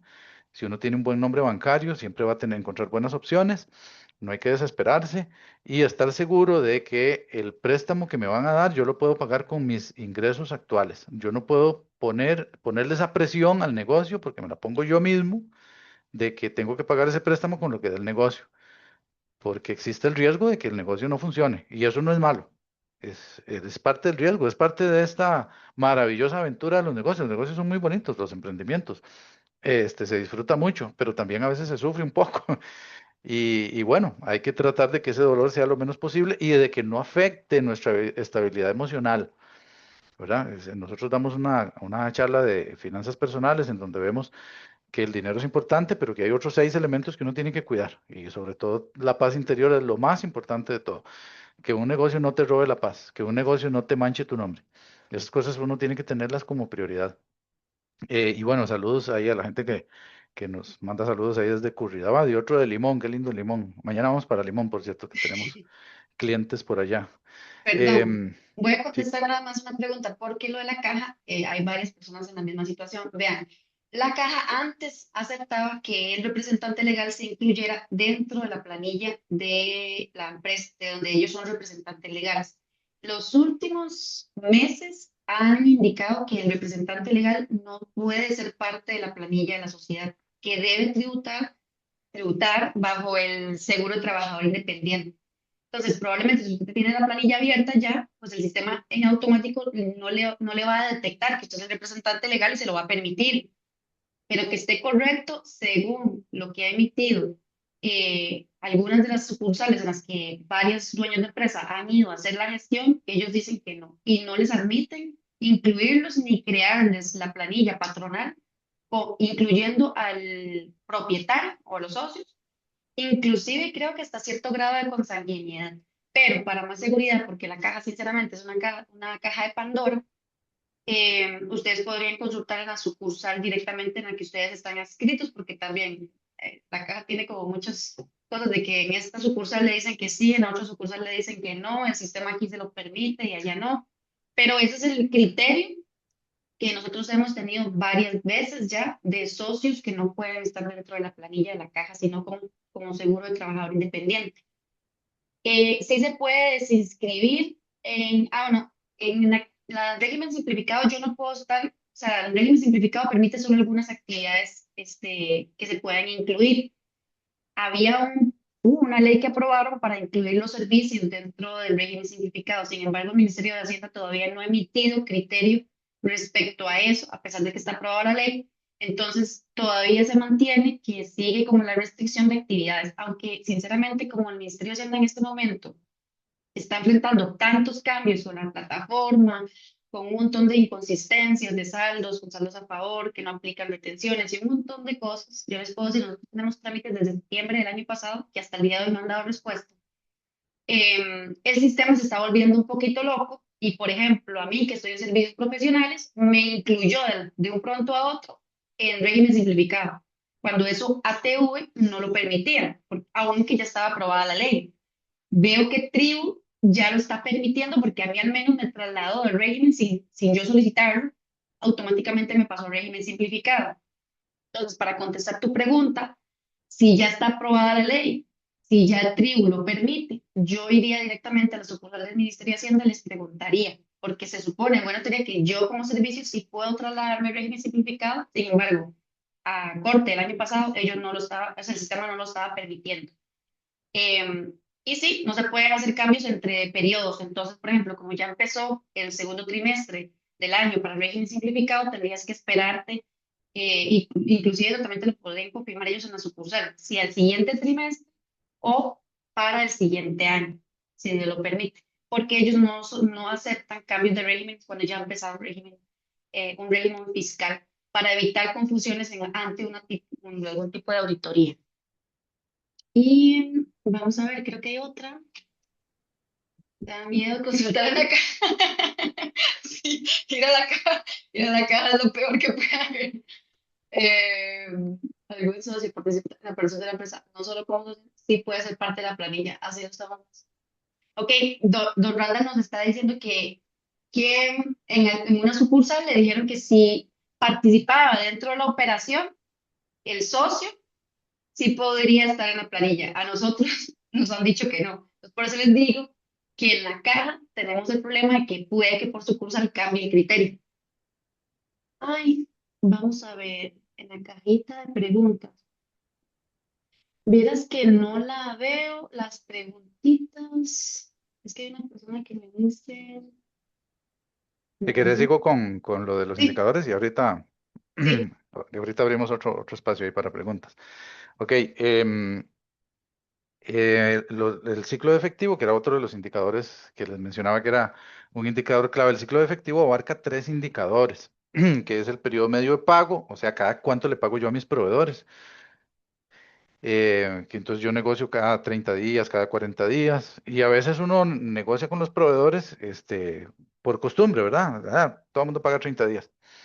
Este, mm, Generalmente cuando uno empieza un negocio nadie le da crédito. Y sí, a veces eso es el flujo de caja porque yo tengo que darle crédito a mis clientes, pero mis proveedores no me dan crédito a mí. Entonces, si yo tengo una tienda y compro los artículos, tengo que pagarlos de contado y más si son importados, cuando yo importo, inclusive tengo que pagar por adelantado. Em, y si soy distribuidor mayorista, mis clientes que son detallistas me van a pagar a 30, 40 días. Entonces eso hace que desde el momento en que yo pago hasta el momento en que recupero la plata pasan varios días. Eso es el ciclo de efectivo. Yo tengo que medir cada cuánto me pagan los clientes, cada cuánto le pago yo a mis proveedores y cuánto permanece en promedio la mercancía en inventario. Inventario es esa mercadería que no se ha vendido, que ya yo la tengo, pero no la he vendido. Es el almacenamiento que hago previo a la venta, que casi nadie mide estas cosas, pero uno tiene que medirlo. Yo tengo que saber, bueno, en el ejemplo que tenemos en la gráfica, tengo un periodo medio de cobro, o sea, mis clientes me pagan cada 10 días, un periodo de inventario de 33 días. Entonces tengo, entra la mercadería hoy, transcurren 33 días en inventario en promedio, que están ahí en la tienda, que no se venden.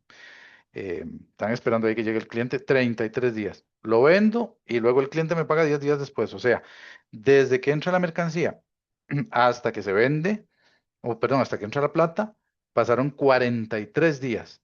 Y mi proveedor, yo tengo que pagarle a 15 días. O sea, entró la mercancía hoy, pero yo dentro de 15 días tengo que pagarle al proveedor. Pero resulta que a mí la plata me entra hasta dentro de 43 días. O sea, tengo un desfase de ¿qué? De 28 días ahí, entre desde que el momento en que yo pago hasta el momento en que me regresa la plata. ¿Qué pasa con esos 28 días? Yo tengo que financiarlos de alguna forma. Tengo capital de trabajo que yo aporté o tengo que pedir una línea de crédito, ¿verdad? Hay, hay empresas que para poder operar necesitan líneas de crédito y no porque estén mal, no porque no ganen plata, sino porque su ciclo de efectivo no les da para poderle pagar a los proveedores porque la plata todavía no ha llegado.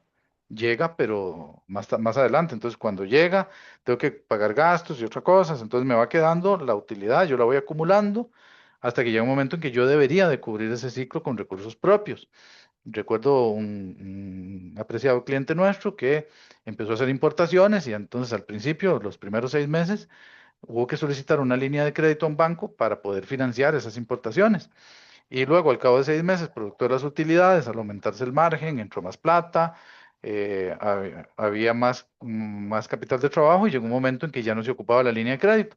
Pero generalmente cuando uno empieza negocios ocupa plata. El asunto es lo que les decía ahora, hace un momento, de que uno tiene que tener cuidado de no comprometer seriamente las finanzas de la empresa y sobre todo, si es un proyecto nuevo, yo tengo que tener los recursos paralelos para poder enfrentar esas obligaciones de manera que no me afecte el nombre. Vean, esto nunca se les olvide. Yo puedo perder plata, no puedo perder reputación y hay gente que actúa al revés. Hay gente que está apegada al dinero que no les importa perder el nombre con tal de no perder plata. Y no, en finanzas el mundo funciona al revés. Yo puedo perder plata, no puedo perder reputación, porque la plata va y viene. Hoy yo tengo una mala racha, pero mañana me recupero. El nombre no, el nombre usted no lo recupera.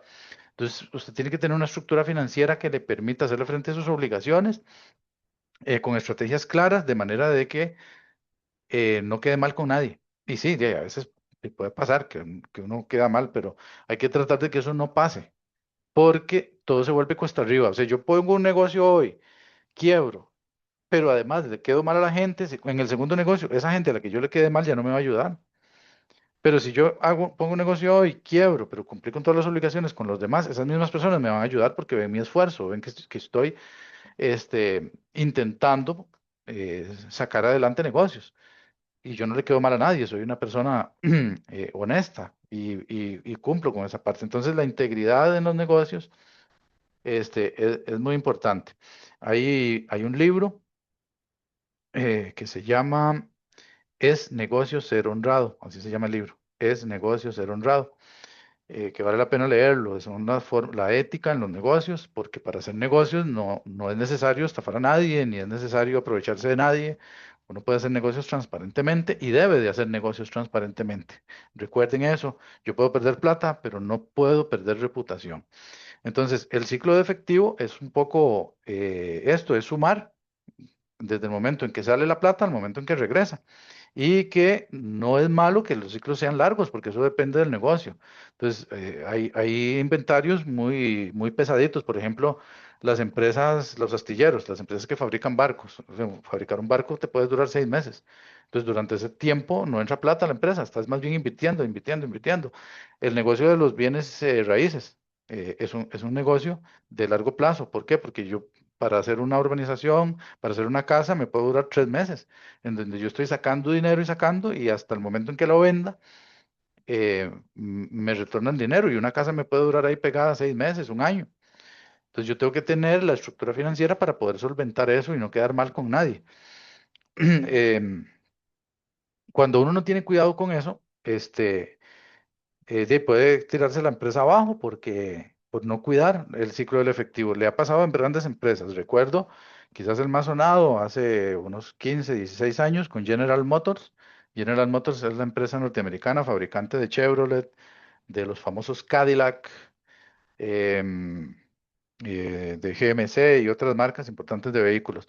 En el 2009, cuando se dio posterior a la crisis inmobiliaria, que vino la crisis del petróleo, en donde los precios internacionales del petróleo se dispararon y resulta que la estrategia de General Motors era vender carros de alto consumo, ¿verdad? Que hay gente que le gustan los carros de alto consumo, que son carros fuertes, autos grandes. Cuando se vino la crisis del petróleo, que el precio de los combustibles se disparó, General Motors dejó de vender carros porque ya la gente no le daba la bolsa para poder pagar. el alto consumo de estos vehículos. Empezaron a comprar carros de bajo consumo y General Motors no estaba, ni siquiera tenía la tecnología para fabricar eso. Y fue un caso muy sonado porque fue otra empresa que tuvieron que rescatar, también hubo un rescate financiero, inclusive el gobierno de los Estados Unidos tuvo que autorizar fondos para General Motors porque si cerraba esta empresa el impacto social era muy fuerte. Entonces era mejor meterle una inyección de dinero para poder salvarla. Y eso fue porque ellos no midieron esta coyuntura. Tenían un inventario de carros elevadísimo, de carros que nadie quería, que antes lo querían, pero que ahora no, por una cuestión coyuntural, por una cuestión de crisis. Y luego que después de esa crisis, el consumidor no regresó al hábito anterior. Ya surgieron tecnologías nuevas de autos. em, Grandes de bajo consumo, entraron carros eléctricos y General Motors empezó a perder potencial. General Motors era la productora de carros más grande de Estados Unidos, con cotizaciones en bolsa muy altas. Y hoy Tesla, por ejemplo, que es un proyecto a futuro, Tesla hoy paga, las acciones de Tesla están a 360 veces utilidades en la bolsa de valores y la de General Motors está como a 7 veces. Vean ustedes la diferencia. Las dos fabrican carros, solo que uno es eléctrico y el otro de combustible. Entonces vean la tendencia de los mercados, cómo van cambiando. Si uno no está alerta a eso y no le pone atención a que mi inventario se va haciendo cada vez más grande, más grande, más grande, se va quedando. Por eso hoy tengo inventarios de 30 días, después de 40, de 50, de 60. Cuando uno observa eso, ojo con eso. ¿Qué está pasando con los inventarios? ¿Qué está pasando con las ventas? ¿Me están robando la mercadería? ¿Estoy quedándome atrás en tecnología, como le pasó a General Motors?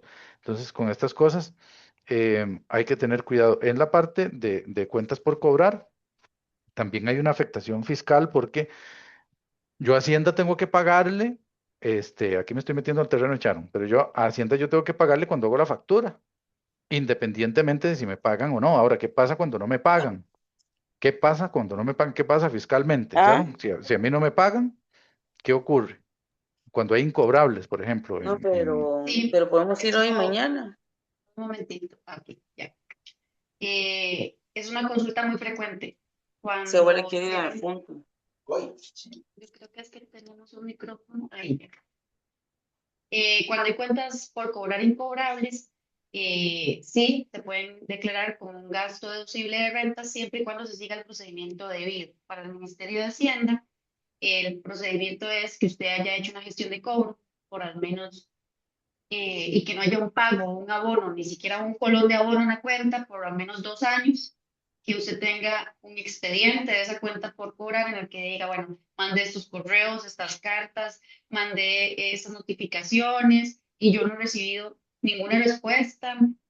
La persona no ha abonado en los últimos 24 meses, entonces yo con esa información voy, la llevo a un abogado, el abogado lo certifica y con esa certificación podemos incluir la totalidad de la cuenta por cobrar como un gasto deducible de renta, pero solamente cumpliendo con esos requisitos, porque si de lo contrario incluimos ese gasto y no está respaldado de esa manera, lo más probable que va a pasar es que no lo acepten y tengan que cobrarle renta sobre esas cuentas incobrables. ¿Y qué pasa cuando, por ejemplo, yo incluí, que nos pasó con una empresa, incluí cuentas incobrables dentro del gasto y resulta que por obra y gracia del Señor, el año siguiente, una de esas cuentas incobrables apareció y pagó?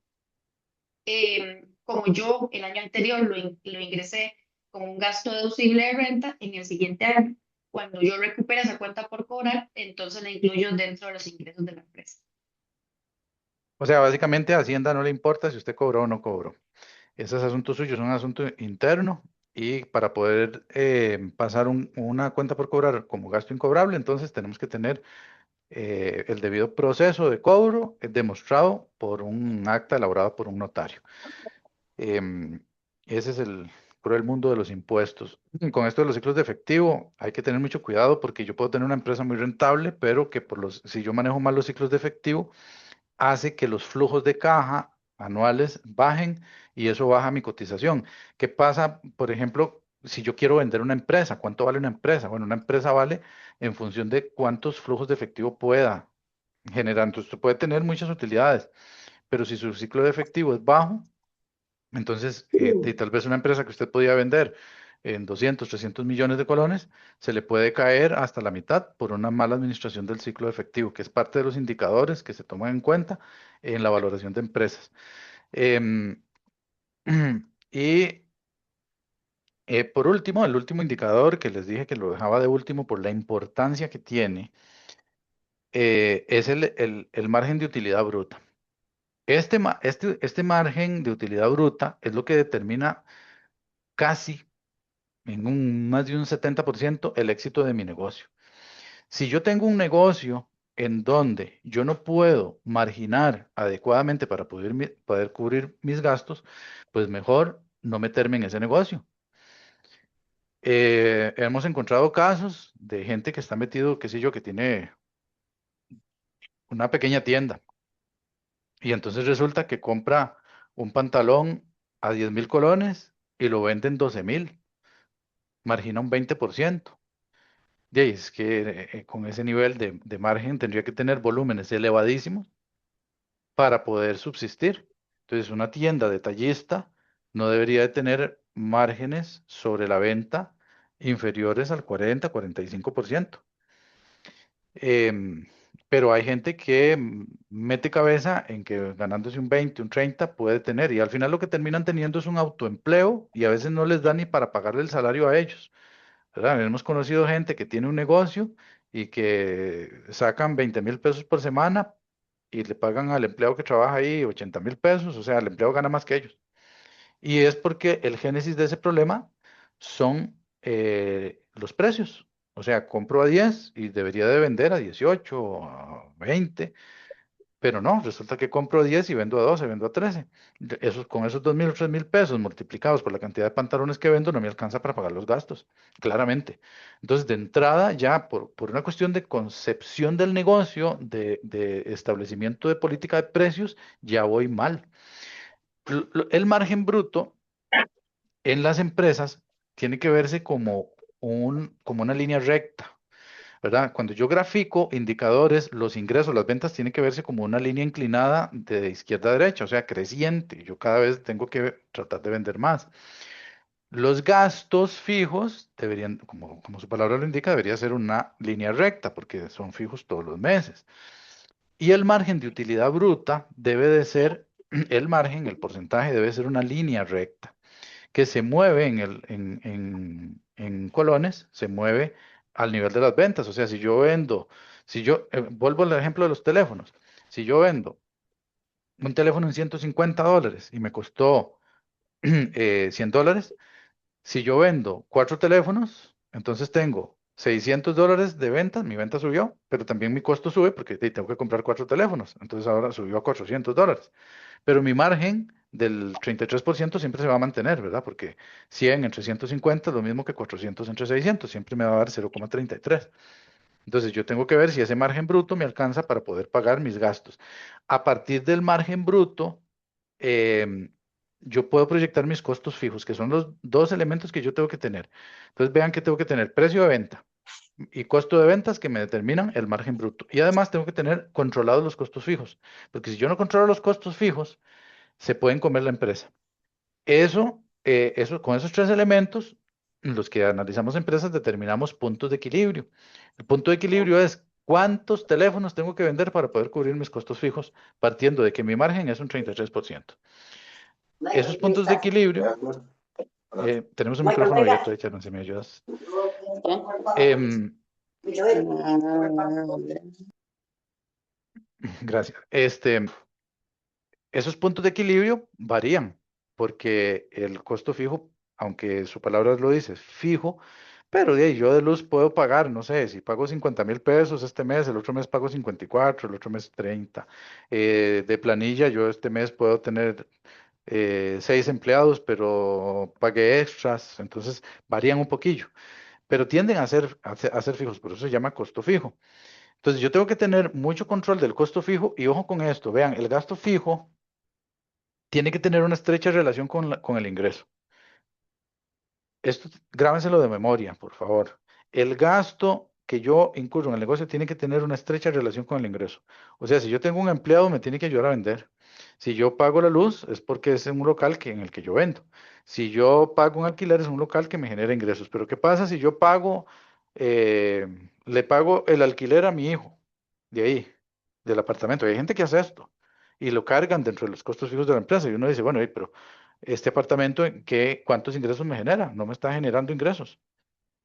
Meto ahí las compras de que hago en el súper, ¿ah? Voy a Palí y meto el comestible ahí en los gastos. Eso no me ayuda a generar ingresos, son gastos míos. Y vuelvo otra vez a lo mismo.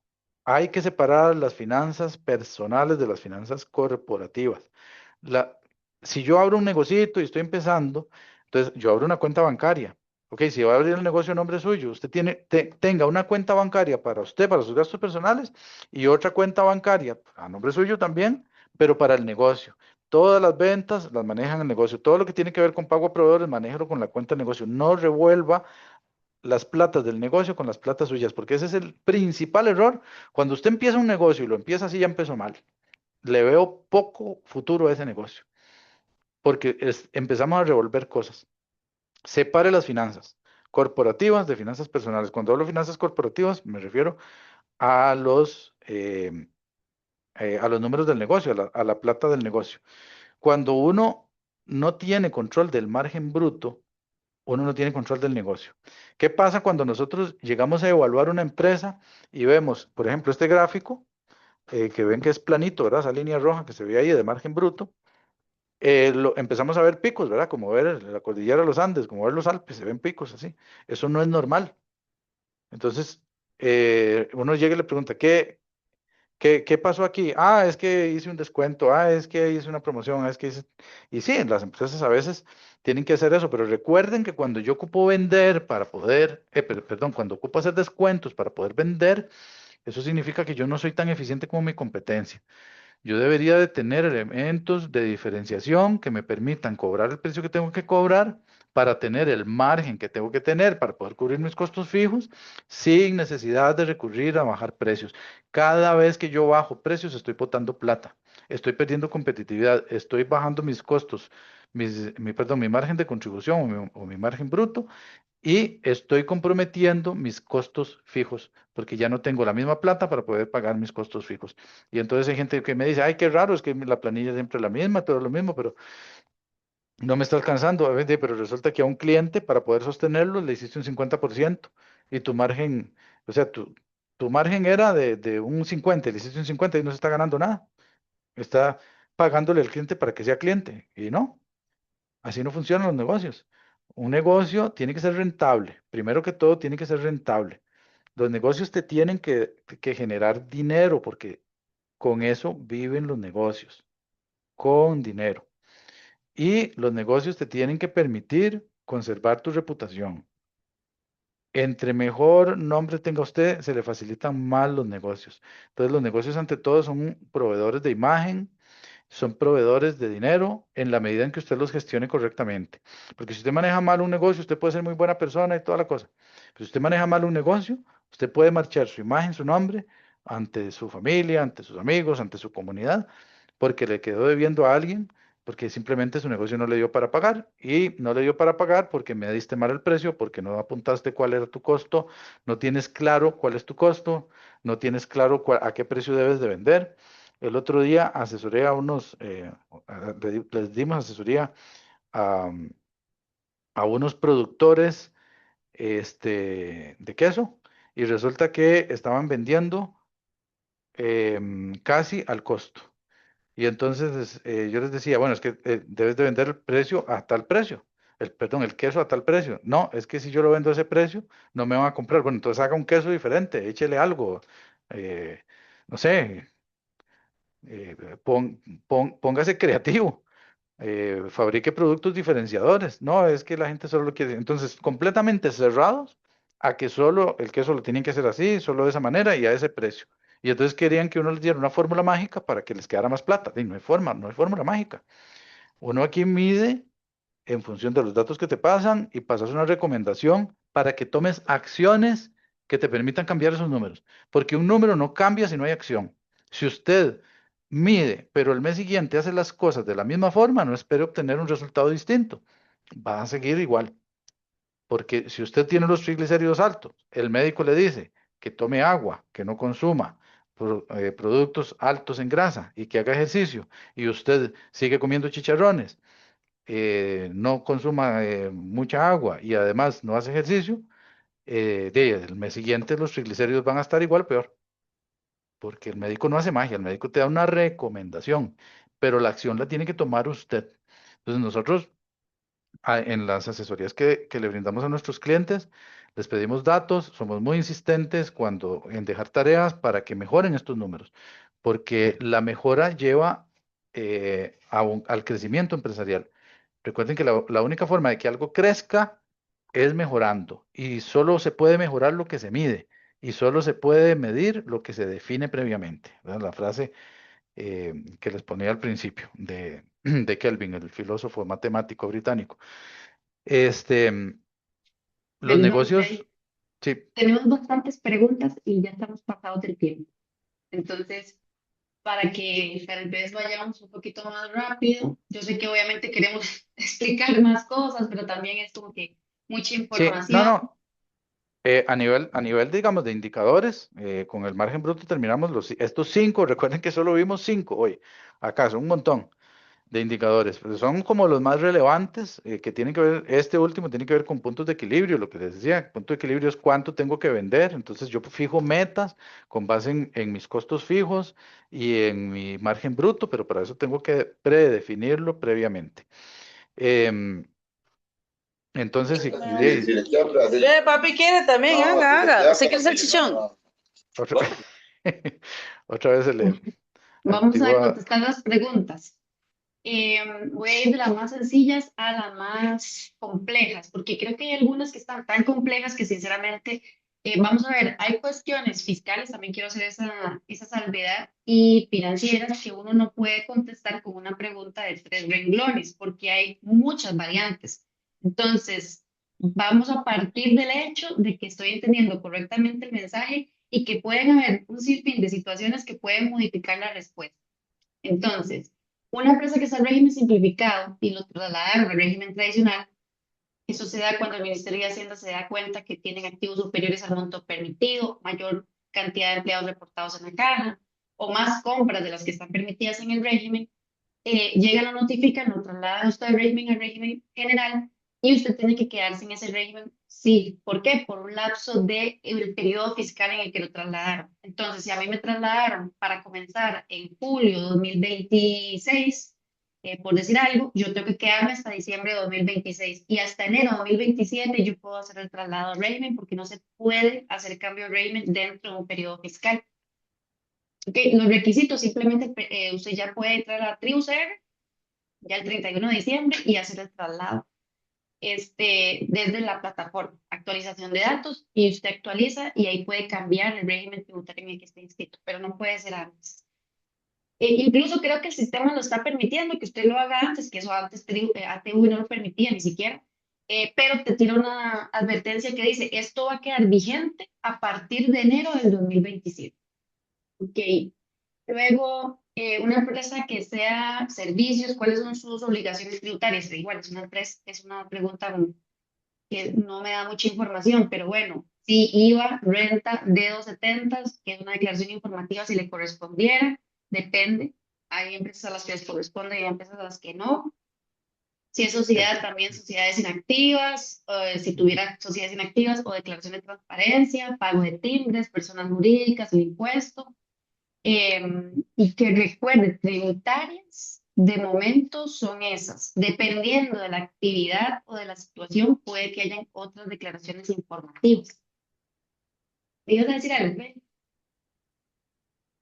no, no, Ujú. Para no tener que registrarme en Hacienda y facturarle, puedo hacer retiros. Para utilizarlos como mi salario. Esos retiros son dividendos. El problema es que el dividendo se declara una vez al año, una vez presentada la declaración de renta. Esos retiros serían dietas, es la única opción, o tenés que declarar renta o estar pagando dividendos de rentas declaradas en periodos anteriores y tenés que autorretenerte el 15% de dividendos y pagárselo al Ministerio de Hacienda. Porque si no tributa como factura, tributa como dividendos o dietas y ambas retienen el 15%, solo que la dieta sí es un gasto, el dividendo no. Y para declarar dividendos, tengo que haber declarado periodos anteriores ganancias. Y haber pagado renta, obviamente, son ganancias. Vamos a ver. Ok, hay un beneficio PYME, sí. Para las empresas nuevas hay un beneficio en mi pymes, que es que les exoneran o les hacen un pago de renta escalonado por los primeros 6 años. ¿Cuáles son los requisitos? Que la empresa no venda más de 122 millones anuales y que sea PYME o PYMPA en el caso de empresas agropecuarias. ¿Qué pasa? Que el primer año, bueno, no mentira, el primero, el segundo y el tercero no pagan renta, o sea, la exoneración es el 100%. El cuarto y el quinto les exoneran un 75%. El sexto les exoneran la mitad y para el séptimo pagan el 100% de renta. Había una pregunta de que si yo puedo inscribirme o pasarme de sociedad para estar los 6 años permanentemente en mi empresa con el beneficio Siete por inicial. ciento, termine. Em, la respuesta a si puedo es si puede. La respuesta si debe es no debe. ¿Por qué? Porque el beneficio PYME es un beneficio creado para empresas nuevas, 100% después de julio del 2019, que estén en sus primeros 6 años de operación. Y esos primeros 6 años cuentan desde que la empresa se inscribe en el Ministerio de Hacienda. Entonces, si usted está haciendo inscripciones, desinscripciones, para empezar, si es la misma sociedad, pues no es una actividad nueva. Y segundo, si se traslada de sociedades o de contribuyentes para estar aprovechando el beneficio y resulta que se dan cuenta que es la misma actividad disfrazada de diferentes personas, pues obviamente ya es un dolo y ya podría ser una causa penal. Con la situación de registrarse en la caja, ¿cómo se pagaría el salario del dueño o del gerente? Como usted está como seguro trabajador independiente, usted le emite facturas de servicios a la sociedad. ¿Qué pasa con la estructura de costos? A ver, ahorita leo las financieras. Eso también. Ok, ok. Vamos a devolvernos entonces a las financieras. Me contesté las tributarias. Mm, ¿Cómo sería el ciclo de efectivo en una empresa de insumos médicos? Y sus activos es todo el equipo médico. Por ejemplo, lo más fuerte es un quirófano, es un hospital veterinario. Ok, el ciclo de efectivo, recordemos que es la suma de las cuentas por pagar y del inventario. En este caso, el inventario va a estar conformado básicamente por los insumos que usas para atender a los amiguitos que llegan ahí, ¿verdad? El activo fijo no forma parte de un inventario. El activo fijo es una inversión, que eso se mide de otra forma. Hay otros indicadores para medir activo fijo. Hay que separar qué es activo fijo, que es el quirófano, todos los equipos médicos, del inventario de insumos. El inventario de insumos serán los medicamentos que usas para dar el servicio. O sea, un insumo es algo que está relacionado con el servicio, que forma parte del costo y que lo facturas, por decirlo de alguna forma, o sea, va cubierto con el costo o con el monto de la factura. Entonces, el ciclo del efectivo es el promedio del inventario de insumos más las cuentas por cobrar. Entonces, si te pagan la consulta en ese mismo momento, o la cirugía, lo que sea, entonces tu cuenta por cobrar es cero, tu ciclo, porque hiciste la factura hoy y hoy te la pagan. Pero si te pagan a plazo, entonces tendrías que sumarle al ciclo del inventario, a los días de inventario promedio de los insumos, la parte de la cuenta por cobrar. Pero supongo que en la parte de hospitales como que la gente paga de contado, entonces casi que sería cero. Es básicamente tu ciclo sería lo del inventario.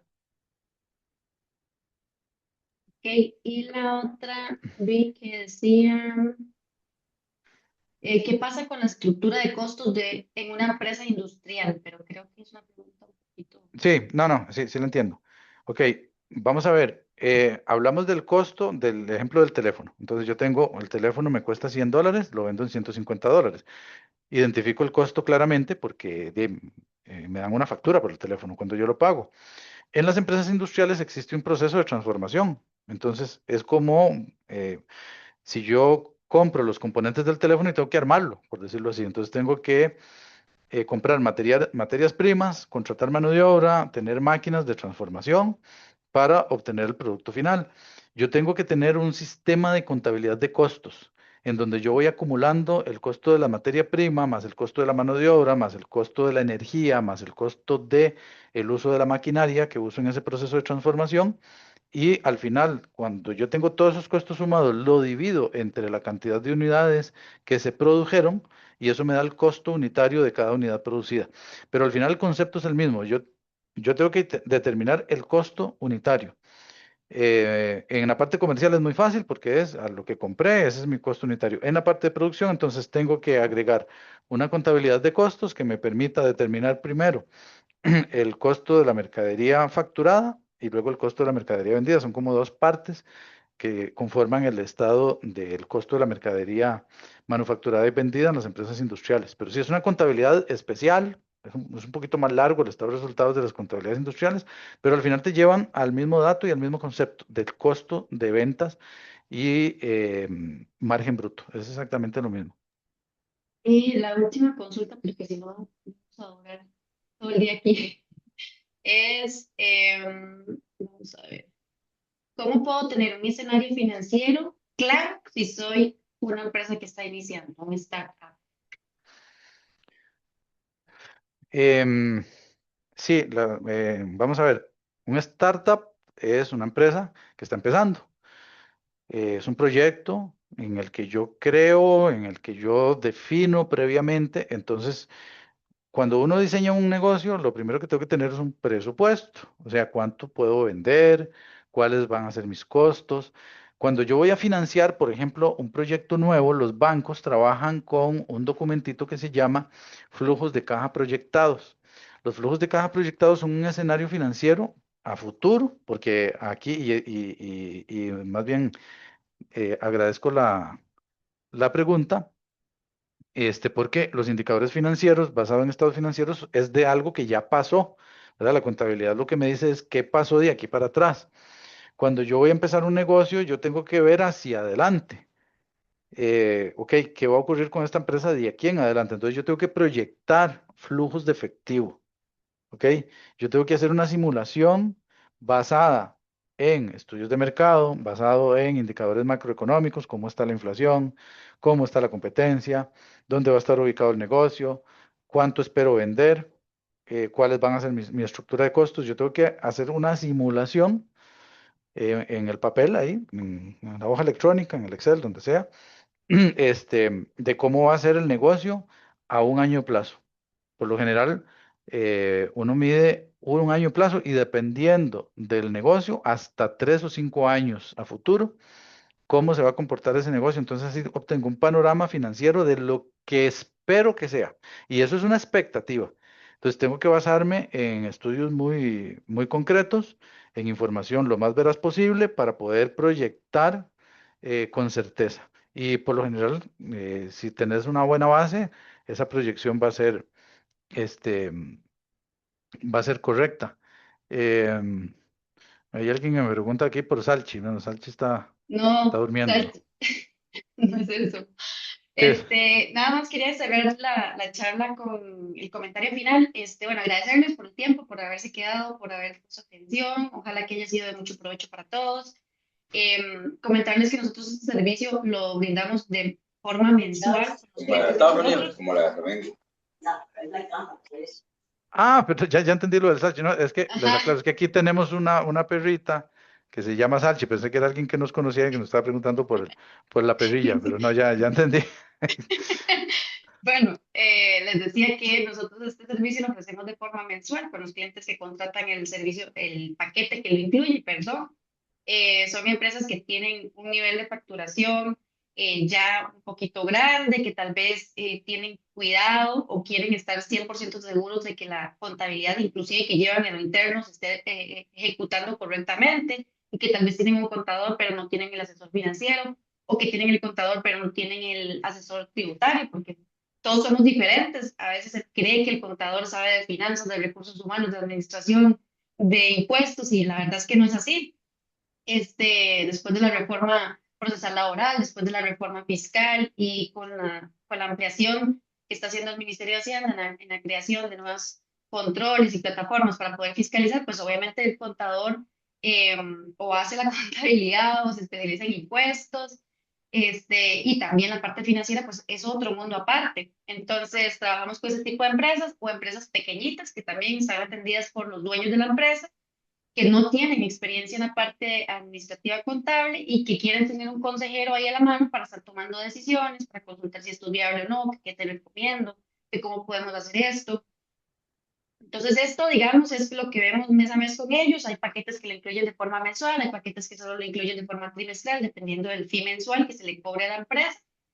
Y el fee mensual se cobra en base al tamaño del negocio. Entonces, sí, incluye una reunión así, como normalmente son presenciales, en la que visitamos la empresa, les damos todas las recomendaciones, les entregamos los estados financieros, les damos recomendaciones fiscales, financieras y hasta algunas veces hasta consejería, porque los dueños de negocio pues estamos ahí siempre batallando con mil y una cosas. Y desde nuestra experiencia, desde nuestro trabajo con otras empresas en industrias parecidas o similares, pues también tenemos nuestra experiencia aconsejando distintos sectores. Entonces, si ustedes están interesados, si creen que es un servicio que les podría agregar valor a su empresa y pues, no sé, tienen contador de planta y no quieren dejarlo, no hay ningún problema, no intervienen con el trabajo del contador de planta. También tenemos la opción de que ustedes puedan probar el servicio, lo pagan una vez y prueban el servicio y ya ustedes deciden si es algo que quieren tener de forma mensual o trimestral o semestral y pues llegamos a un acuerdo y podríamos trabajar juntos de la mano para ir asesorándoles en medida que ustedes lo van a necesitar. Hay muchas empresas que esto lo ocupan de forma mensual por el tamaño, por las inversiones que manejan, porque no son los dueños de la empresa y quieren estar seguros de que se están administrando correctamente y porque los estados financieros al final resumen la gestión administrativa de las empresas. Entonces, es algo que se puede negociar y que, como les digo, pues para poder ya darles un costo de cómo podríamos manejarlo, pues sería ya como una reunión previa para hacerle algún tipo de consultas. Nosotros estamos brindando alguna reunión de asesoría gratuita a empresas seleccionadas. Entonces, si ustedes escriben ese número, les van a hacer algunas preguntas y si forma parte de ese grupo que nosotros estamos seleccionando para brindar la asesoría, pues con mucho gusto agendamos y ustedes ahí podrían evacuar dudas y consultas específicamente con Prede y conmigo según la necesidad, si es una cuestión fiscal o si es una cuestión financiera. Entonces, Sharon, pues sí. es que hay una consulta aquí, este, que me gustaría evacuar sobre sobre la empresa industrial, que nos preguntan que qué pasa si el costo real es mayor que el estimado y cómo mejorar una estructura de costos, que ajustes se pueden realizar o a qué ponerle más atención. Ok, esto es muy común en las empresas industriales cuando a uno se le salen los costos, ¿verdad? Yo administré, fui gerente de una empresa industrial muchos años y vivía este día a día de los benditos costos que se salen. Vean, lo más importante es primero tener una contabilidad de costos correcta. Si yo no tengo una contabilidad de costos correcta, es muy difícil saber por dónde se está saliendo el costo. Luego, hay que hacer un estudio de precios porque también a veces el costo estimado, yo puedo haber hecho un costo estimado, yo digo, el arroz con leche me va a costar 100 pesos, pero en la realidad de mercado me costó 110. Entonces, bueno, si me costó 110, yo debería subir al precio de mi cliente. Entonces, habría que ver si ese desajuste en los costos reales con respecto al costo estimado se debe a una variable que yo no pueda controlar. Porque si es así, tengo que ajustar precios a los clientes. Evidentemente, antes de ajustar precios al cliente, yo tengo que revisar si algo en mi estructura de costos no está bien. Y para eso, repito, lo que ocupo es una contabilidad de costos, porque ahí tenemos materiales, tenemos mano de obra, que tienden a ser como las dos grandes variables. Habría que ver si estás pagando más horas extras, si te están metiendo más empleos de los que ocupas. Pero por lo general, en industria, tiene que ver mucho con los materiales, con el uso de los materiales. Vigilar que no te estén robando el material, que se estén usando correctamente, que los costos que negociaste con tus proveedores sean correctos, porque a veces uno asume que un kilo de azúcar te lo venden a X precio y resulta que te lo están vendiendo más caro y no te diste cuenta, etcétera. Entonces, em, para poder hacer una revisión de qué revisar, primero lo que ocupamos es una contabilidad de costos bien hecha. Eso es esencial. Y lo otro es de ponerle atención al control de inventarios, si tenés control de inventarios, si tenés control de planillas, que son como los dos elementos que más afectan a la parte de costos.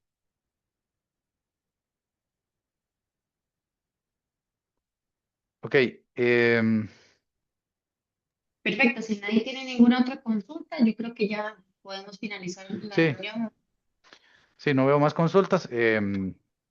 Pues sí, de mi parte ha sido un gusto compartir este ratito con ustedes. Siempre hablar de finanzas es bastante apasionante. Uno quisiera hablar eh, más temas y por ahí los invitamos luego a otra temática en este maravilloso mundo de las finanzas. Hoy, como les digo, solo hablamos de cinco aspectos puntuales. De verdad agradecerles por haber asistido hoy a esta charla y ahí quedan nuestros contactos, cualquier cosa en lo que le podamos ayudar, con muchísimo gusto. De mi parte, pues sería todo. Reiterarles el agradecimiento, que pasen un muy buen día, Dios les bendiga. Muchas gracias. Hasta luego. Gracias. Mucho gusto, lindo día. Muchas Igual. gracias por Mucho gusto. regalarnos conocimiento. Con mucho gusto. Muchas Buen gracias, día. buenas tardes. Gracias, buenas tardes. Chao. Muchas gracias, buenos días, que esté muy bien. Muchas gracias. A la orden. Gracias, buenos días. Muchas gracias. Con gusto. Muchas gracias, Charo, su esposo. Con mucho gusto.